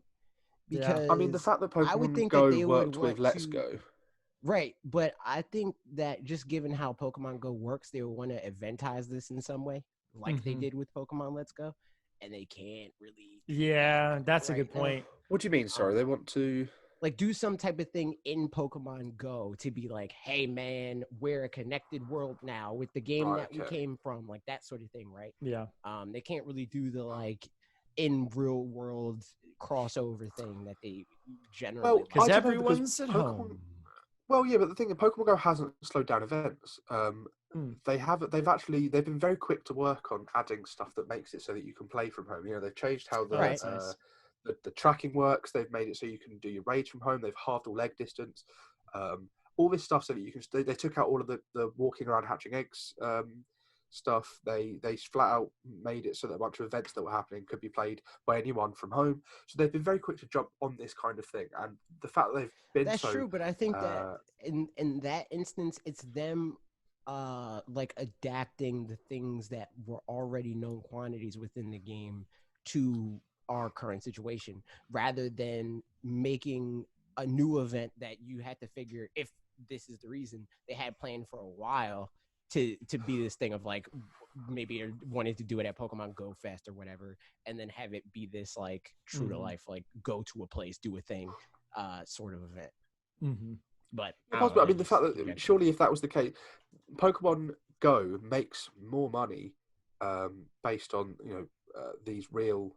Hang on, I think I'm proving my own point here. Yeah, I was going to say Pokemon Go makes more money off these other events. What I was going to say is, so maybe that's why they're not focusing on this thing. But actually, no, you're right, because Pokemon Go would want to focus on the things that makes it money. Ignore me. I disproved myself mid-sentence. So I think that's probably why. It's probably like a logistic thing with our current world situation. I think it's because of Reggie. I think it's because of Digimon. It's definitely Yu-Gi-Oh. I think when do you think this will happen? Because it really seems like this shouldn't be an overly complicated thing to do. Is a very un-Grimhain thing to say. Because Grimhain's always, if anyone says, oh, blah, blah, this will be easy, or why don't they just do this? Grimhain's thing is always, you don't know how game development works. I don't agree with that. I think think Grimhain is usually one of the more like varied people in that regard. Like he's definitely criticized like certain developers for doing certain things, but then at the same time, it's kind of like me. Like I say it a lot, depending on what the company is. Like I understand a lot of Pokemon's problems as far as Game Freak goes because their interests aren't the same as our interests, so it doesn't really make sense to criticize them as if they were. Like to be like they're not making Breath of the Wild because we're gamers or whatever, but they're a toy company by all. So I think that's usually where Grimhain lands, and a lot of times when you like interact with Grimhain, it's on that thing. Don't bring me into this. It's true. You said that like you notice that thing about what Grimhain's opinions usually are, but it's just because those are the opinions that you interact with.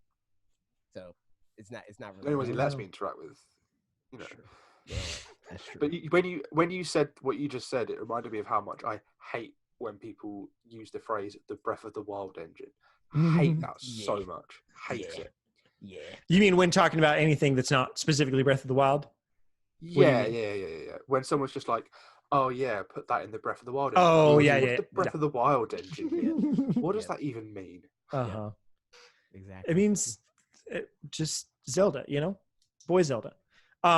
Next question. But yeah, I mean, my thoughts on this, for what it's worth, too, aren't even thoughts on this so much as next week probably would be when we would have gotten a Pokemon Direct had it been any other year. Just like historically, the week before E3, right before E3, So like, I mean, maybe something still happens. Still could happen. We could find out about the DLC.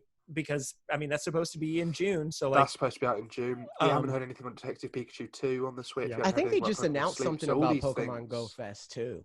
So I think that so they're doing Pokemon Go Fest digital. So I mean maybe that happens next week, in which case maybe we'll find out some stuff. But also wouldn't be surprising if it didn't happen next week, just because all the stuff going on and all these worlds we live in, how everything can be. Well, I could definitely see it happening, but also I could definitely see it not. Maybe I've been thinking about maybe making a Pokemon video this week, the one that I've been thinking about making for a while. We will see. If you ever consider making a Xenoblade video, you can make up for totally what's the word I'm looking for?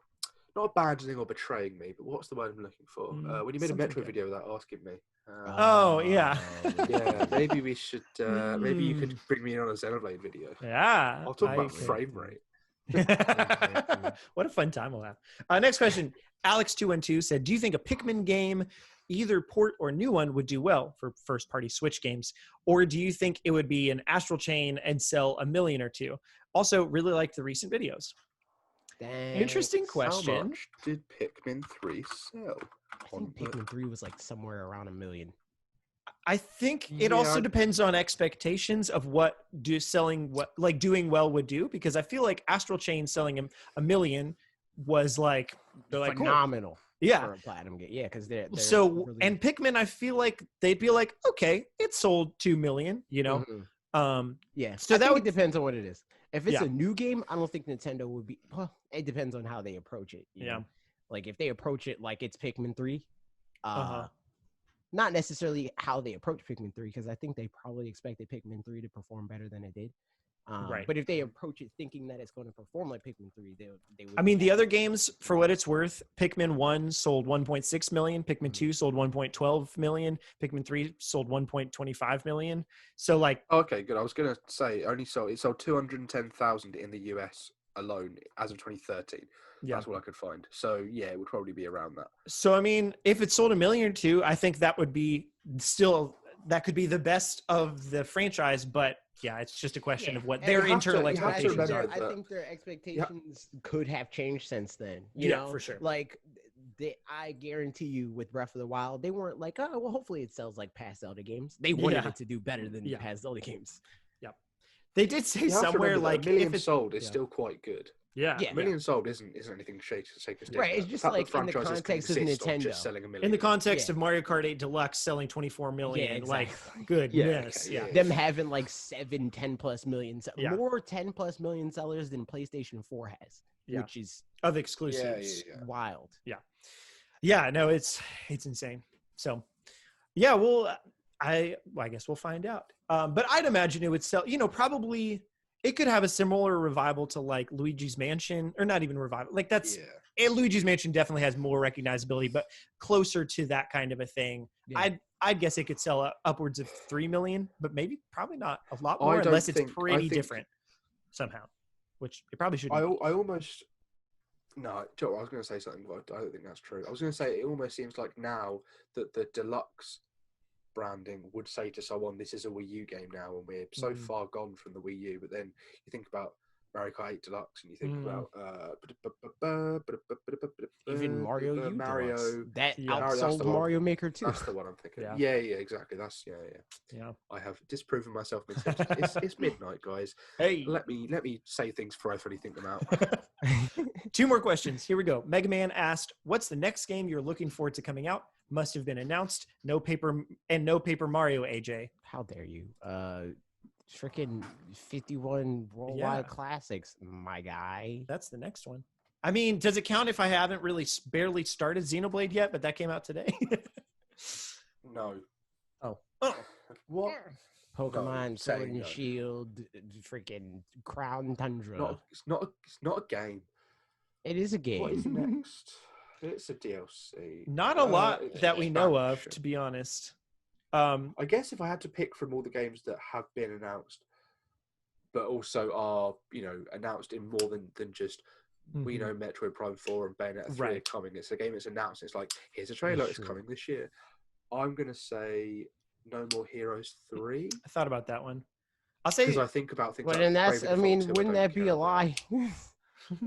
Wouldn't Metroid Prime 4 be, if that's the... No, I think he was saying, like, not counting ones that we know, like, they're going to exist at some point, but, like, don't know when or whatever. The ones that are more, a little more set in stone, at least. Okay. Yeah. Something that is a tangible game, that isn't just a name of a game, that isn't just an idea. I feel Gods and Monsters is probably for me. Oh, also that's true. Yeah. Great shout. So having played my first Assassin's Creed game in Origins and having it be the whole open world style Assassin's Creed game, I was like, I could do this, and I enjoyed all of the fantasy elements that they put into Origins, and I know that Odyssey does a lot of this sort of stuff. And I know that I'm getting there. I know that Gods and Monsters is from the same team as Odyssey, and they're doing the same sort of thing where it's like ancient Greek, but they're doing it more about the mythology, and it's got the cool art side Breath of the World. So I wasn't on board until I played Origins, and now I'm very on board because I'm imagining an open world Assassin's Creed game, but it's full of Gods and Monsters. The only Assassin's Creed I played was a little bit of 3 last year around this time. And I don't care. No, and that's like, so I think I'm way more excited for one thing about Gods and Monsters, because like the main thing I really, really didn't care about with Assassin's Creed 3 is just the setting. Like I care zero about colonial America. I live in America. It's been colonized, I guess, whatever, who cares? I don't care. Like here we are, but I just don't care about that at all. And like, I don't even love that much. Some games, I mean, I like that there is story in games, but like very cutscene heavy, story heavy games where it's like this person did this and this guy, like I very don't care most of the time. Things are happening. Yeah, like I just let me play some game stuff. And Assassin's Creed 3 was not letting me do a lot of that. And when I did play it, I was like, nah, I don't love it. Origins is a lot more open, and it reminded me, what I liked about Origins was the setting. I was like, ancient Egypt is cool. I like Egyptian, I like the whole aesthetic of ancient Egypt. I like all the, it was a bit later on than I thought it was going to be. It was sort of like more Cleopatra stuff, and it was a lot of ancient Greek stuff was in there too. But that was still cool. But then it was sort of reminded me a bit of Breath of the Wild, sort of open world stuff. I'd be more down with that and Odyssey, for example, setting wise, if nothing else. And also, I hear the games are just better. So, I can't say I've only played that. Yeah. So Gods and Monsters, that's for me. That's a good shout. I didn't. Also, Paper Mario. So. Yeah. Last question, because we need to be wrapping up for everybody's sakes. Sardi asks, will you be playing Genshin Impact with viewers? We played Genshin Impact. I did not know if there was any multiplayer. I get the Breath of the Wild joke. Switch at launch, man. Can't believe it. Genshin Impact to me just looks like they've taken Breath of the Wild's assets and slapped it into yet another Musou game, but not like a good Musou game, but just like one of those like run-of-the-mill, here's an anime girl who doesn't actually really fit into the setting Musou game, and then you just sort of do the thing. I'm being very harsh about this game, but it looks like a straight up rip-off. It's not that it's like the world for sure. Yeah, the gameplay not really, but up. Yeah. It takes the assets of Breath of the Wild. I've said this. I'm just going to repeat myself and puts it into a run-of-the-mill, not a good one. But anyway, no. I haven't seen enough gameplay not a question to really for me to answer. I don't have any viewers. Yeah, is it multiplayer? I didn't know it was multiplayer. I didn't know. Yeah, I knew nothing about this game. Am I thinking about the right game? Yes, you are. Yeah, the Breath of the Wild looking. You got game. it. Yeah, I didn't know. Looked up good. a trailer while we were talking about it. I was like, "What is this game?" And I was like, "Oh, I think I saw this before." I don't know. I guess. Sure. Why not? Yeah, it'll be an online multiplayer game rather than just a solo game. It says, but it's not an MMORPG. I don't know. Also, is it on Switch? Because I just saw a PlayStation 4 I think trailer. yes. Because when I talked about Zelda-like games, somebody said or a ton of people said Genshin Impact, blah blah blah, and I was like, I didn't know if that was coming, but there was some stuff from that. I think that it was announced. It was announced because I remember being shocked that it was coming to Switch. Because I was like, why Nintendo allowing this? When it was like a PC game and it was a Chinese only thing, I was like, this makes a lot of sense. Yeah, I mean, they're allowing freaking gods and monsters. That's true, and that looks like Breath of the Wild. It does. But you know what looks like the end of a podcast? Okay. This looks like the end of our time together this week. Tune back in next time for us to say more words to you. Yep. Like, comment, subscribe. Check out Max on LootPots.com in October of this year when he returns. October of this year when Parker joins me for they should definitely do a Metroid in 2021 video. That too. Exactly. Also that. Goodbye. Ciao. Goodbye.